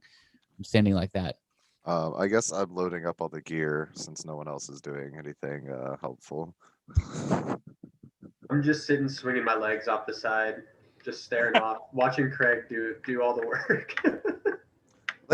I'd also like to say I've got like a mud man helping me do it. It's been a while since we've seen those guys. I'm gonna bring one out. Yeah, Yeah. everyone's kind of horrified when you do that, but then they like kind of like, yeah, there's a lot of weird shit we've seen lately, so we're just gonna roll with it. Right. All right, so we've got Bippers and Yannick on the cart, as well as Griff and Craig. Anyone else? And then Alka and Effie are on the back of Bessie. Wait, where's Rollin and Sleepy Bill? Rollin is on Sleepy Bill, trotting alongside you guys. Okay. Nice. I love their relationship. Bessie and Sleepy Bill forever. And after a brief send-off from the dwarves, you guys start down the low road together and leave the camp behind. Marlin shouts off in greeting behind you. Be well, travelers. Have a good trip. Be safe. Do not get killed and so that you die very soon. That would be very sad. Yeah, that's the idea generally. Thank you. I'm doing like a cruise ship wave. Bye. Bye. We'll never Bye. die, I shout. I'm just gonna reflect on that wisdom that I just heard. I'm Really like soak that in. I'm quickly trying to like sketch this whole scene and trying to, put their faces down so I don't forget them. All right, so you kind of pull out of the station here on your cart, and it begins to pick up steam. Who's managing the Somnium engine? It's a fresh, spanking new one that the dwarves have prepared for you here. Is Griff any good at stuff like that? It doesn't appear that he is. Okay. I'm thinking Bippers for a redemption round here. I'm gonna hubristically just jump right up there as if it didn't go terribly last time. Got it. I'm gonna figure out how to buckle myself in. And what was your level up significant of, Effie? What's your new or expanded ability? Oh, I don't know. I was thinking having Going with Bessie, right? Yeah, something with Bessie. I was thinking I was trying to think of some skill that would let me like control Bessie, like we ran into with Alka standing and trying to kick the legs, and that's because I we're think we standing. should That doesn't just work. do combat, control for Bessie, so that if Nice. mounted to Bessie, like basically we take an action to like mount, and if that's successful, then you guys take a turn together as one entity, basically. So you control Bessie. Sweet, love it. All right, so Shane pulls out of the station, once around a couple of words from each of you guys as far as like what you're feeling, what you're thinking, starting with Craig, and then Craig, you pass it to somebody else. Oh, okay. Well, I'm glad to be moving back down the road. Not so thrilled that I've got this reminder of one of my dead best friends following me around for the remainder of the adventure. But other than that, glad to be moving forward. How do you feel, Yannick? Yeah, I'm gonna second that thought. I think this is only gonna end with one more of us getting cut in half. But I'm hoping it's not me, and I can be the one with this wand to kind of well, do some mining, I guess we'll say. Over to you, Bippers. Well, I am happy to get out on the open road again, where we are wild and free. A lot of us in tow this time here. I'm hoping that doesn't slow us down. But I got a box of boomy boys to make sure everything goes fine. Alka. I'm feeling really hopeful on top of Bessie with Effie, and also that Rollin and Sleepy Bill are with us. I just feel like a lot of positive energy, and we're just gonna have a real successful time getting to the Great Gash, God's Gash. Yeah, I second that, and I'm just sitting up there, just giddy with excitement. I feel like I finally in Sleepy Bill and Bessie and Alka. I feel like I finally found my party. All right. Ouch. So you Ouch. You've been trying to kill Bessie. Flashback. guys Ripped in two. you guys take off, departing along the low road, and you move for a time in the darkness. Everything seems to be running smoothly. You've got the Constable Bippers keeping the cart at a steady pace. You got Bessie and the gals riding alongside. Every once in a while, tossing a cold frothy NTB towards each other, and other trail rations to keep your spirits high. You don't get far from the dwarven camp, however. Before there's some strange glow, a red glow up ahead in the darkness over the trolley rail. So I'm going to say first in the order here is going to be Craig. Craig, you need to make a vision check here. Ooh, I'm really good at those. I got a 10. Craig, you see just sort of a red silhouette sort of glowing on the trail above. Something catches your eye, possibly an obstruction. It's dark, you can't quite tell. You're standing, so the light up shoes don't give you as much penetrating vision into the darkness. I'd like to shout down at Alka and be like, hey, can you turn on your headlamp? There's like some weird red thing down the way, I think. Sure thing, and I'm turning it on. All right. So as you get closer, you see the strange form of almost like a floating. You see a familiar form floating in the air, sort of a familiar outline looking as you left him, but with this red sort of glow around him. You see Colin floating above the rail. I told you everything would be okay. And we have to pause there. Quick intermission. We'll be back in 2 minutes to finish up this session. All right. Well, I didn't know I was going to cry tonight. Oh, this meeting's being recorded. Oh, shit. All right. I told you everything was going to be okay. See the beaming smile of Craig floating in front of you on the rail. Everything comes to a stop. Colin, it's so good to see you. I'm so happy that you've come this far. What's going on with you, bud? What's with the whole red floating thing you've got going on now? I want everybody to make a vision check.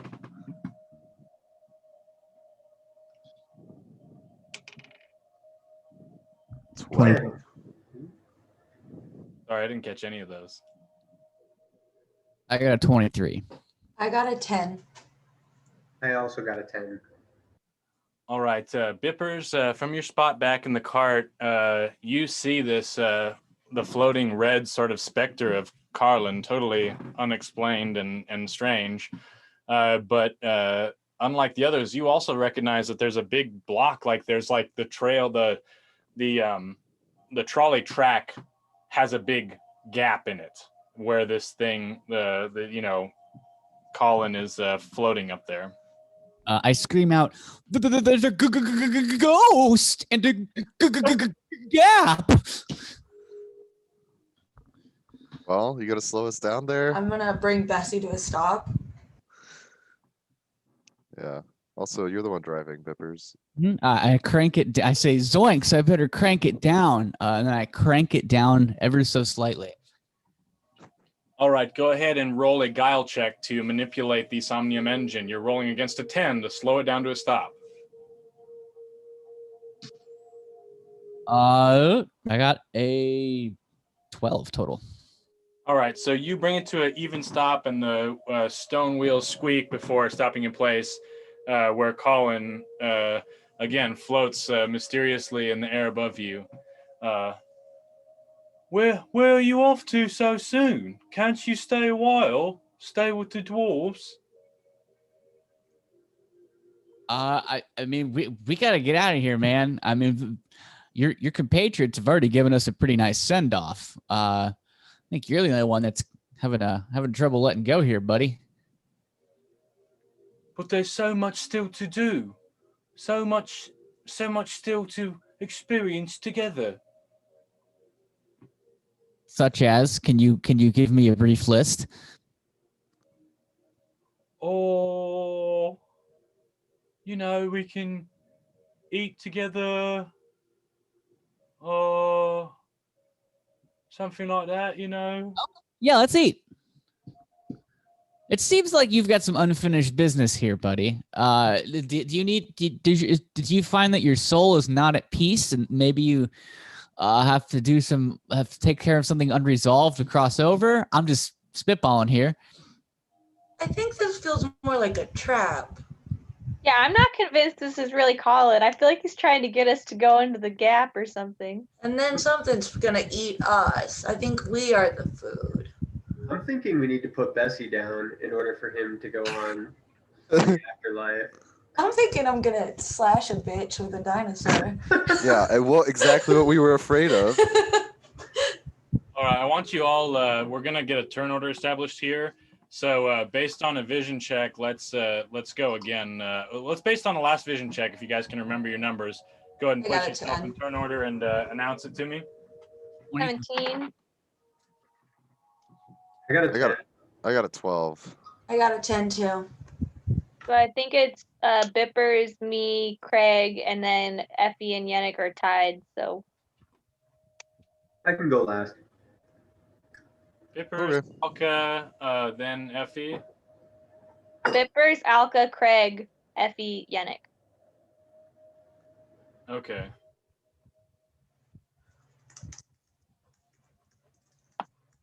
All right, so Bippers, you continue seeing this thing dangle, and there's something uncanny going on here.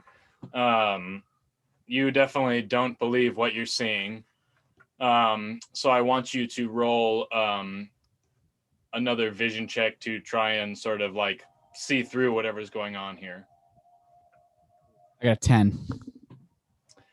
All right. The more you like kind of try to stare into this thing, the more it sort of is like kind of mesmerizing to see. And Craig starts talking. He says, I know you like wands. We can do all kinds of things with wands together. I could build you a new wand, actually, a better wand. You could have 2 grand wands. Think about that. Bippers. All right, Alka, make a vision check.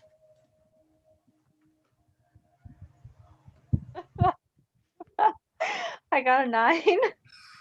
All right, you're tell me what is Alka's impression of seeing I see Colin, and he's like, oh, I see you have, he's talking about my journal, and he's like talking about how we can do some poetry together and just I've always been sort of the sensitive one of the group, and I know you like poetry. I could share some of my poetry with you, I think that could be a great way for us to spend time together, I could talk about my near-death experience recently. That sounds great. I would love that. And Craig, I know you want to stay with us for a bit, stay down here, have a nice vacation with the dwarves. I think I've stayed down here long enough, man. And could I do an insight, kind of maybe a guile check rather than vision on him? Yeah. Okay, I got a 22. All right, so you can tell something's up here, and so you suddenly kind of use your mist and you shoot out in a cloud around this apparition, and suddenly its sort of magic is dispelled to you, and you see, instead of the form of Craig, you see this weird pink little humanoid kind of floating in the air, sort of hovering and moving from side to side. This is the creature that you see. Hold on. What the fuck?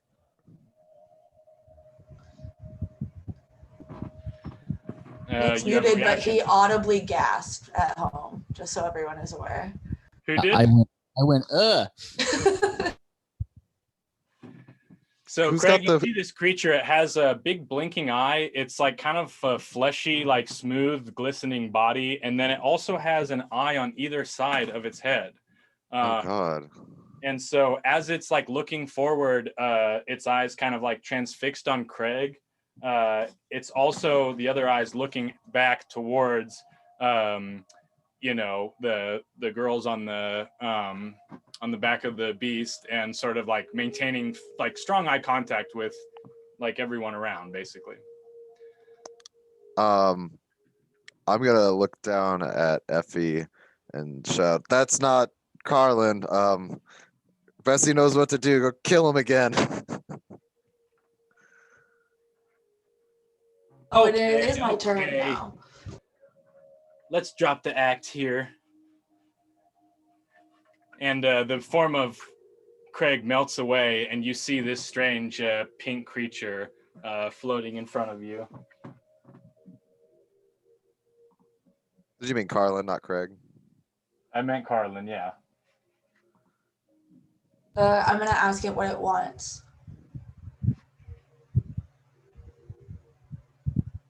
What it wants. Oh no. You guys ready to see Woody dressed up like this? Oh!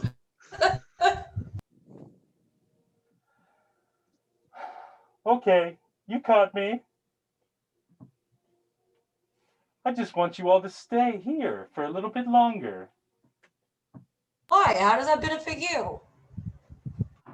Because I need someone to talk to. Why don't you just come with us?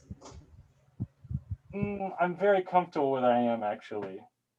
I want you to learn about me, and I want to learn about you. Okay, you go first. Well, I'm the voice. Or as I like to say, the voice. Never heard of you. I'm not surprised. Only people of special, distinguished taste know about me, and I'm all about taste, trust me.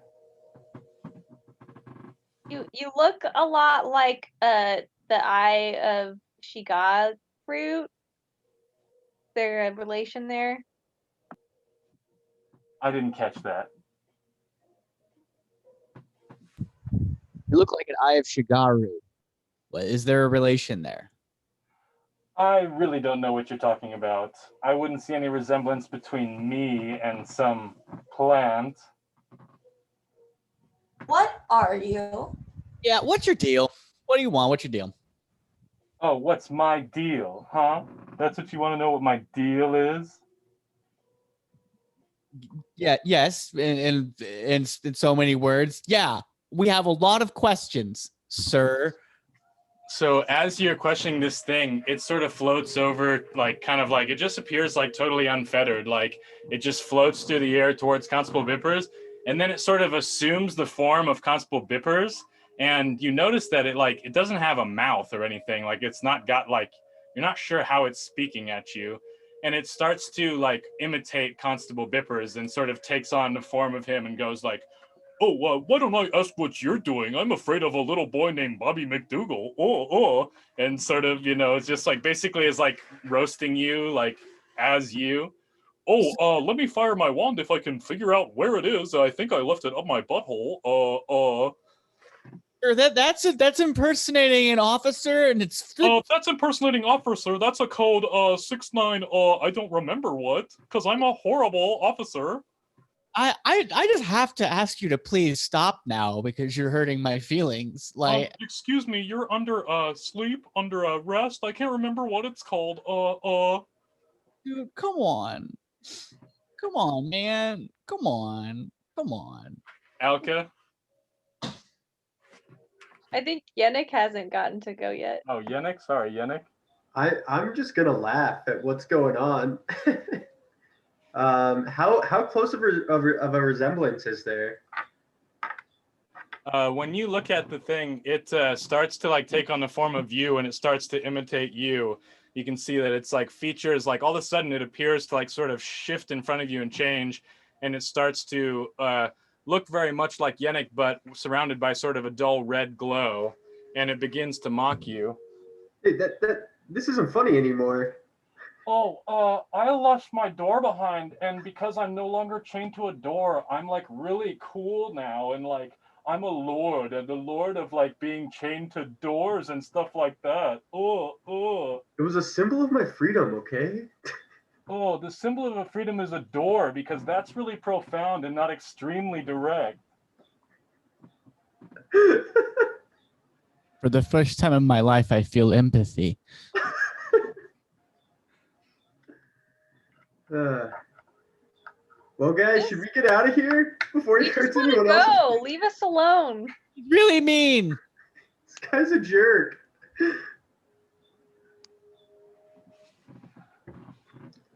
Leave me alone. My daddy died and left me all by myself to dig through the roots of my life. My personality can be summed up by having essentially just daddy issues.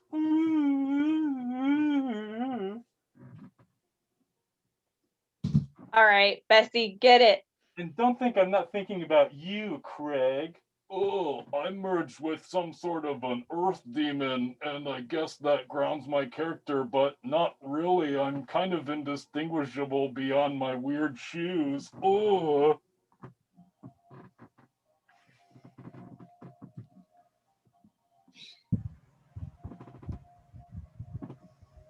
You're muted, Matt. I'm ignoring my bullies. I was laughing at that, but yeah. No, I'm just gonna ignore him, and I'm gonna start looking at like how we move forward. I'm not gonna pay attention to this mean pink thing. Effie, it's your turn. All right, I'm gonna look over. I guess I'm on top of Bessie. All right, I'm gonna bring Bessie up closer to the ledge and try to look over and see if there's any way that we could get across. I know he's standing there, but Oh, I feel bad for the Lizzies. Oh, I feel bad for the dinosaurs. I can't decide whether I'm human or lizard or what my deal is.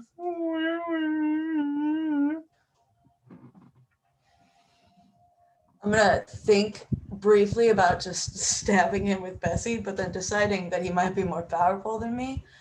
So, yeah, main goal, look for a way that we could get across.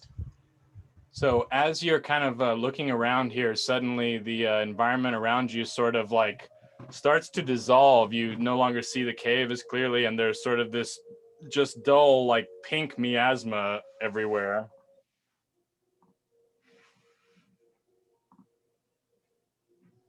And this thing that calls itself the Voice just kind of floats around and continues to taunt you. Oh, I don't know where I am. I'm so scared underground.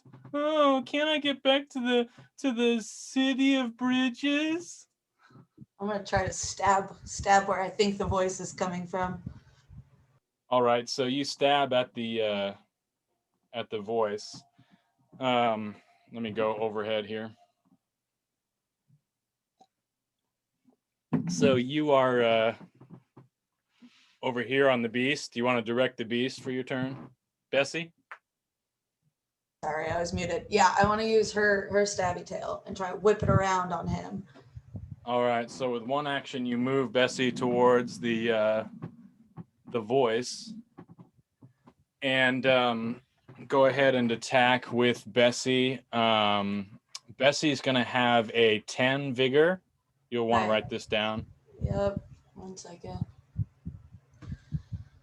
Okay, 10 vigor. 5 grace. And we'll hit the other scores as we need to here, but you'll go ahead and attack with the vigor to target this thing. And you're, again, sort of moving through, like, I want you to make another vision check as you're sort of trying to, somehow your like surroundings and your perception are being altered by this creature. Okay, do I have disadvantage because of night blindness, or is the pink? No, yeah, it's not applying here, and things are otherwise well lit. All right, I got a 15 then. All right, so you do manage to sort of see through the illusion. It's hazy. It's almost like there's kind of a pink mist around you and dull red mist, and you see the thing. You direct Bessie to slash at it. So go ahead and roll an attack on a d20 and add Bessie's vigor score here. Okay, 27.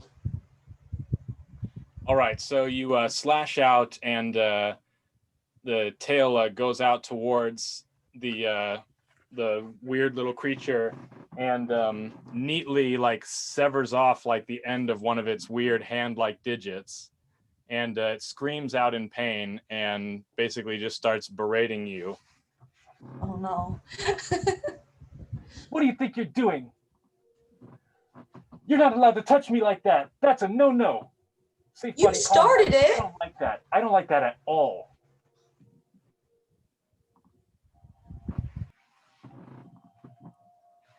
We move on to Yannick. I don't know if I like what I'm seeing here. The fact that it just took a arm slice and isn't Has one arm now. yeah. It didn't seem to scream out or anything. Thinking this is a trick. It's all in our head or something like that. But I'm going to I'm gonna let the Triceratops do its thing. I'm gonna hold back. I'm not gonna do anything else until this thing gets violent. All right. That moves to Bippers then. Bippers. All right. I stand up from what was once a fetal position, wiping tears from my eyes, as I look directly at its little face, readying my wand, and just it kind of my wand. my vision. It kind of like it does like a wash into like Bobby's face, and then it back to that, and I get ready my wand, and I'm a blast him. I'm a blast him real fucking good. All right, make a vision check for me.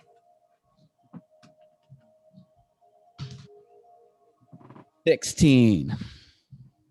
All right, so in a moment of clarity, you kind of shake off whatever weird magic this thing is projecting to obscure your vision, and you blast off towards it. You shoot it like directly in the chest, where it buckles, singed and wounded, and its eye like opens up, and like you hear this like pounding in your head, this like scream, like "Aah!" Just this like brutal like percussive scream, and then just like the loudest kind of heartbeat you've ever heard, just like boom, boom, boom. And it's just sort of like almost like an instant migraine sort of like pounding in your head. I want you to make a vigor check.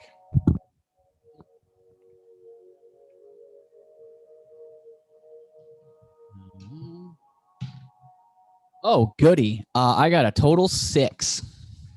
All right, so you're sort of like temporarily being debilitated by this pounding in your head. This thing, whatever it is, has some form of telepathy or nonverbal communication. Its voice and its like kind of rage and being shot is like ringing in your ears right now, and sort of like heard, like kind of debilitating your senses. The rest of you, as Bippers fires off this shot, a red flash like illuminates the whole tunnel around you, and kind of things come into picture clearer than they were before. You see suddenly that this this strange creature, the voice, is not merely floating in midair, but is suspended from its like weird like head structure by this long sort of dripping coiled arc of flesh.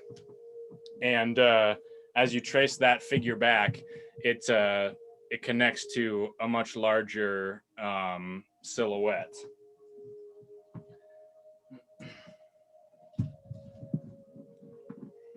Ew. And you see manifest something out of a nightmare. It looks almost like the cross between a Lizzie, a Tyrannosaurus Rex, and a giant tadpole. It previously was basically hidden somehow, and this little dangling figure in front of you just sort of like taunts you and is like, honey. And this thing walks on two legs. It's covered in blue scales, has a long like kind of like textured tongue, like full of like sort of little miniature horns that kind of like almost like a cat's tongue, and a vicious top row of incisors, and then where there would be a jaw or possibly would be arms, there's sort of these strange mandible mouths with like a circular like ring of molars, and then ends in a big barbed tail. And the voice dangles in front of it. And now you can see that this beast is just like panting, while the voice sort of like not so good. And it's like eyes glare in hunger. And yeah, it's just a straight up terrifying sight to behold. So I think I'll have everybody just roll a grace-based initiative now. We're going to reset initiative here. 6. Oh, sorry, 10. 20. I got a natural 1, but that's You a go 3. last. 19. 9 for me.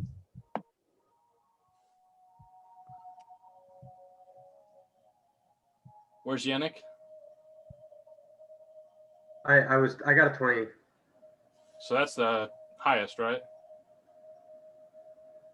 I believe Sure.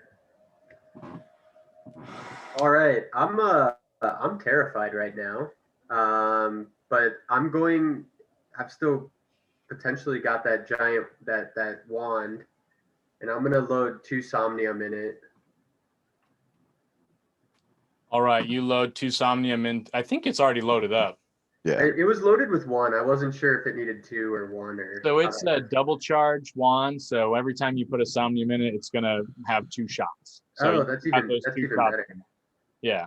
All right. Well, then I'm gonna take a quote from Duke Nukem and say, "Suck my boomstick," which is completely out of character for Lord Yennick. And Yannick's character is developing. yeah, it's character development, and I'm gonna shoot this thing right in the teeth. Try to knock some teeth out. All right, so you level towards this thing and you fire off a couple blasts. Go ahead and roll a grace-based D20 to target the beast. I got a 16. All right, so you successfully target, and we're gonna do opposed vigors now. Well, no, not opposed vigor. You're gonna roll grace opposed to his vigor. And that's a D4 or 6, right? Yeah. I got a 6. All right, so you fire 1 or 2 blasts. Well, since I got a 6, I'm gonna fire 2. All right, so you, yeah, after that.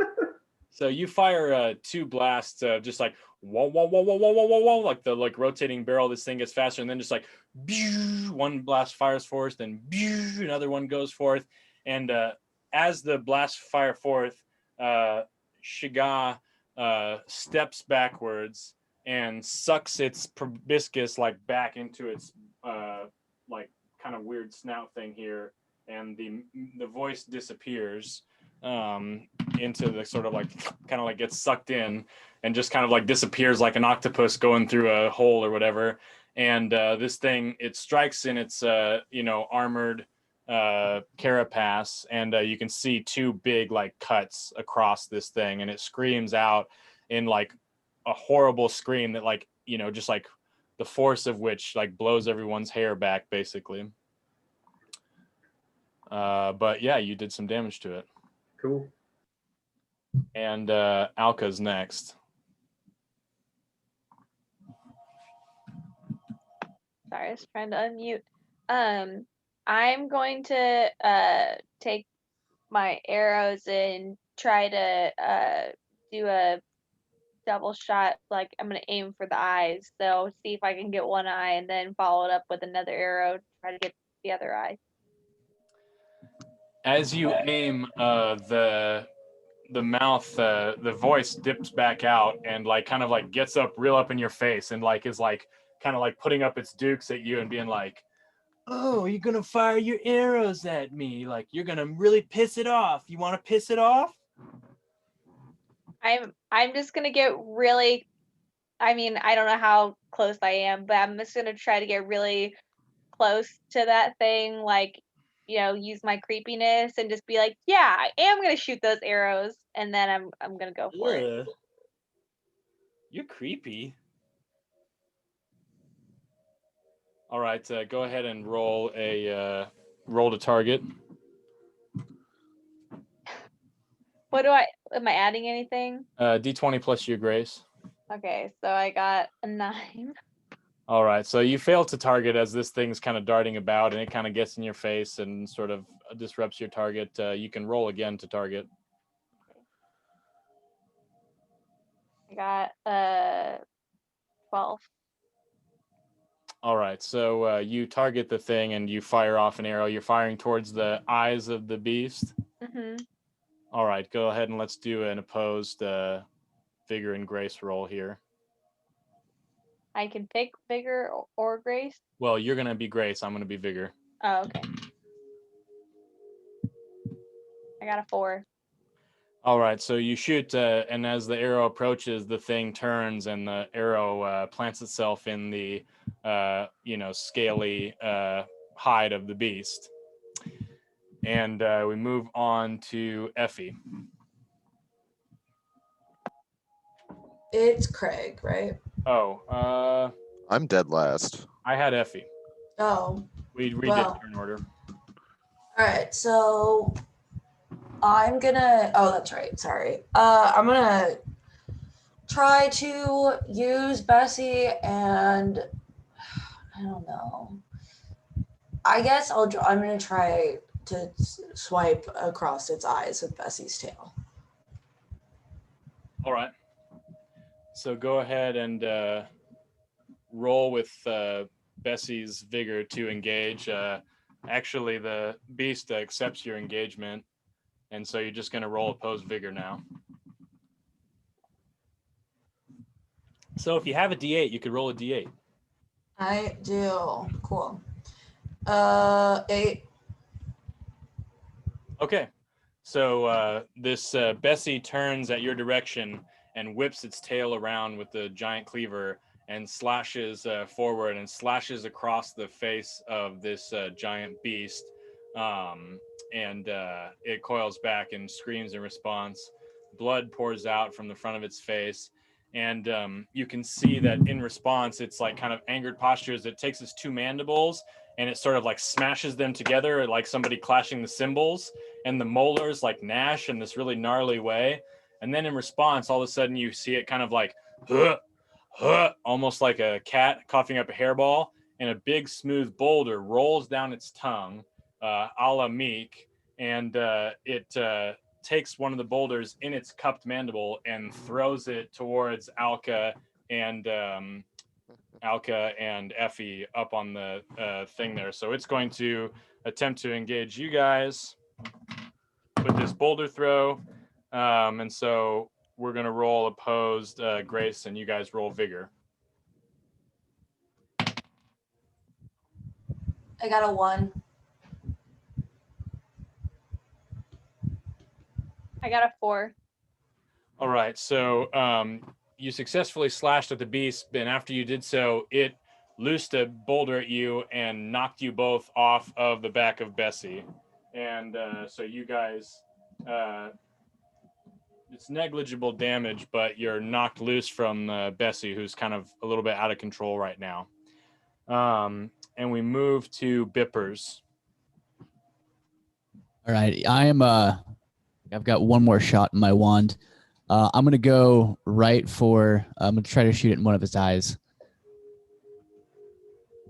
All right, so you fire off and you hit the thing directly in the eye, and it screams in reproach, and immediately it's also going to try. It closes the one eye. It appears like it's like blinking it, like it's got something in its eye, you know, and it is going to regurgitate a boulder and throw a boulder at you as well. Rolling to target. What's your defense? 15. Okay, so the boulder flies past you and somewhere back into the tunnel, and this thing lets out another horrible roar, spittle and rancor sort of like flying through the air towards you. You have another action. I'm gonna load up another shot of the wand. Okay, you take a somnium off your page as you recharge the wand, and we are going to go to Craig now. Craig, you're right up front. Oh boy, I've got no idea what to do against this thing. This thing is absolutely terrifying.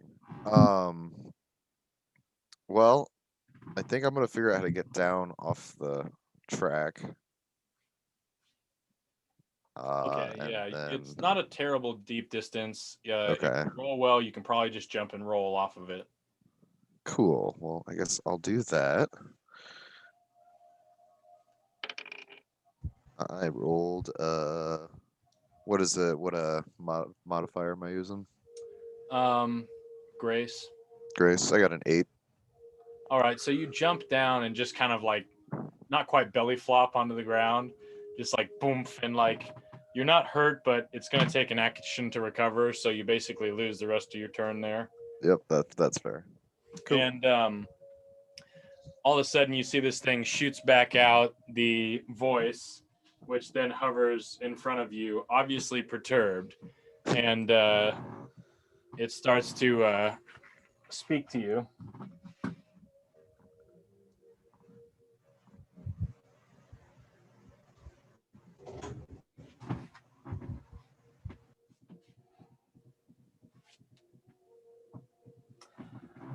This is not going well. This is all wrong. This is not how I saw things playing out. You guys have to understand where we are coming from, okay? And where are you coming from? Yeah, where is that? Yeah. I mean, I think I know geographically. It seems like you want to eat us. We need to survive, okay? She's very, very hungry.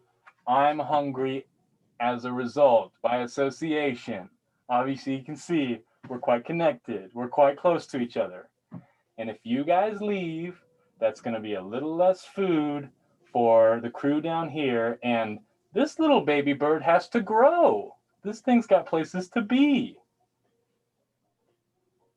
I don't need to be anywhere but here, frankly. Isn't there enough to eat down here? Just let us go. Yeah, there's some eyes of Shigal right around. What if we gathered some for you? Then could we leave? What the fuck is going on?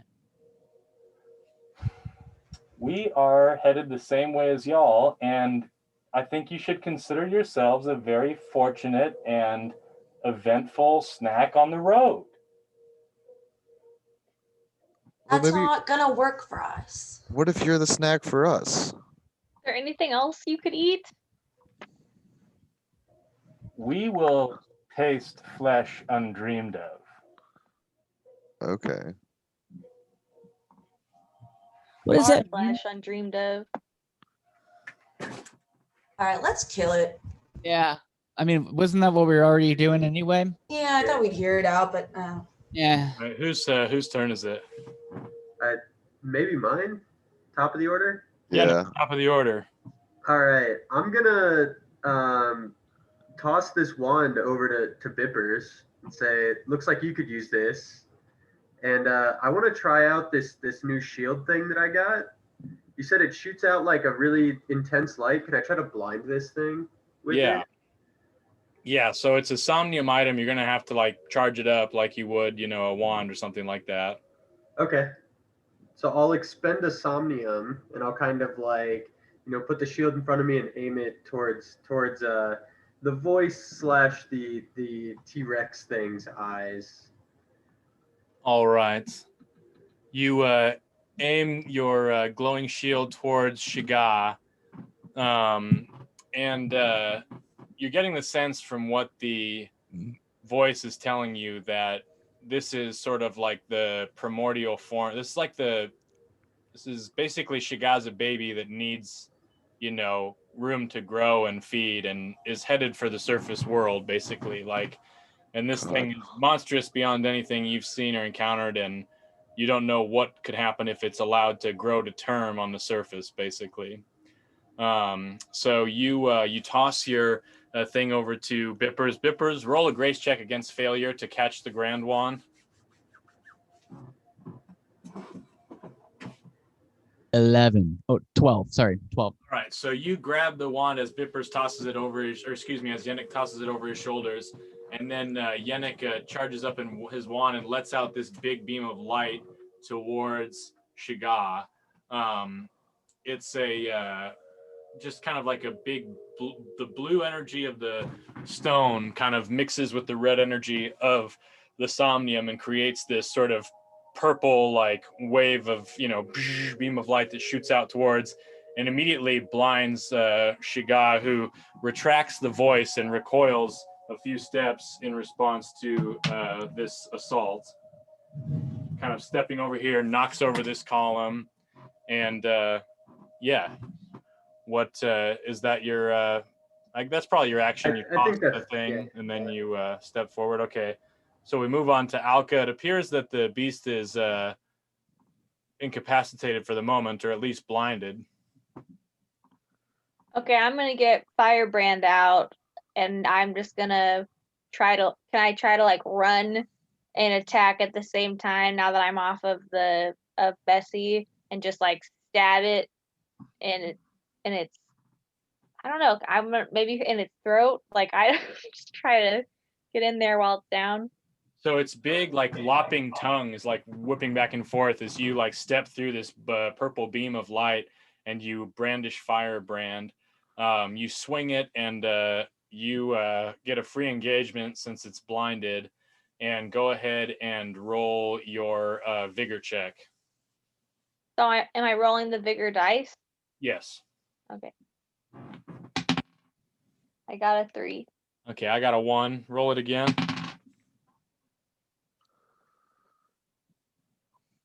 Got a 4. I got a 5. So the first time you roll out with Firebrand, you slash at this thing's wagging tongue, and with a searing, horrible smell, you cut this big forked tongue, like a deeper fork in it, and it kind of splits and like curls, and this sort of like blue blood like pours forth, and we move to Effie. I'm gonna attempt to get back on Bessie. Okay. Make a grace check.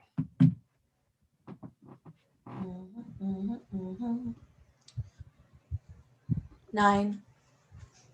All right, you managed to clamber back onto the platform. You have another action. Okay, I'm gonna try to. Well, I guess I probably need to move closer if the beast backed up, right? I'd like to. Ultimate goal would be to take another slash with Bessie. All right, you rush forward and get in position, sort of like. How are you gonna? Which side, or how are you gonna go around? I'm gonna go. Oh yeah, I'm gonna stay towards the wall because I'm trying to strike in between his little antennae and his spine. Like I'm going for the brain. Okay. And I'm gonna jump over here. All right, so you get in here and position yourself to slash. And Bippers, it's your turn again. Oof. I'm going to scream to those guys down there that they need to get out of the way for me to do what I want to do here. Is if I scream that down, are they able to get out of the way on this turn? Like clear a path? Yeah, they can clear a path for you. Okay, Okay. All right. I'm a I'll dust. back up. Okay. I'm going to drop the big wand, and I'm gonna grab my box of explosives. Oh shit. And I'm going to chuck the entire thing down there. And then attempt to shoot it with my wand. Okay, we're about to make some rolls here. Yeah. So first, you're gonna roll a grace check. Where are you trying to chuck it? Just like into its open mouth, basically. Pretty much right, but like into its feet, just to kind of really get the blast area focused on its underside, mouth included. Okay, so you're gonna, because you have what is your special ability? You have like a precise shot or something like that. Yeah. All right, so you're gonna roll a grace check to chuck this thing directly under the thing's feet. I want you to beat it's a pretty big target. I want you to beat a 13 on a grace check. Which dice is grace again? You're just gonna roll d20 plus your grace score. I got a 14. All right, so you chuck it. It like kind of tumbles underneath the thing, and you now have to take your shot. And you fire off with the your regular wand. Oh yeah, I guess I put down the other wand already. So yeah, I guess I'll just fire my regular wand. All right, so you fire the blast from your wand. It's a hit because you've got deadly aim, and so there is suddenly the like Shiga's eyes go wide, and there's this massive explosion, just like and it just like unexpectedly explodes in like gore and bits and just like tosses everywhere stuff. In the process, there's this big like red explosion that just like rocks the thing. Effie's thrown from Bessie's back. Alka is totally blasted backwards. Alka takes a point of damage as she's like blasted backwards into this column. And the shockwave even knocks you guys loose from this trolley platform. And then when the dust settles, you see that there is just the voice left standing, and it's standing over by Alka. And it dialogues with Alka. Okay, give me a second here.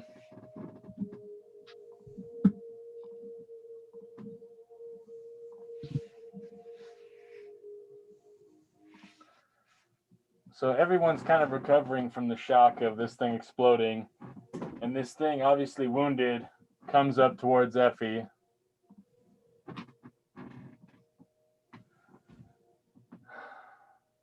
You think you've won a big victory here, I bet. You think you've done something good. Well, all we're interested in is survival. And because of you, we will survive.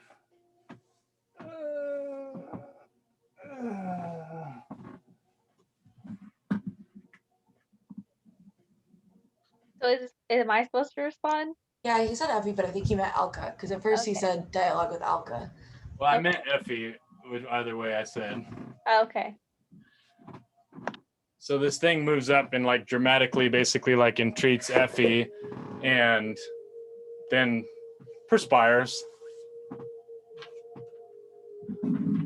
And you can interpret for yourself what that means, I guess. Oh. Good riddance. What do you guys think he meant at the end? So he wanted us to kill him? Yeah, that's what it sounded like. You're just gonna ignore that you're still like part lizard? Oh yeah, no, I like that. Yeah, I think that's what he meant.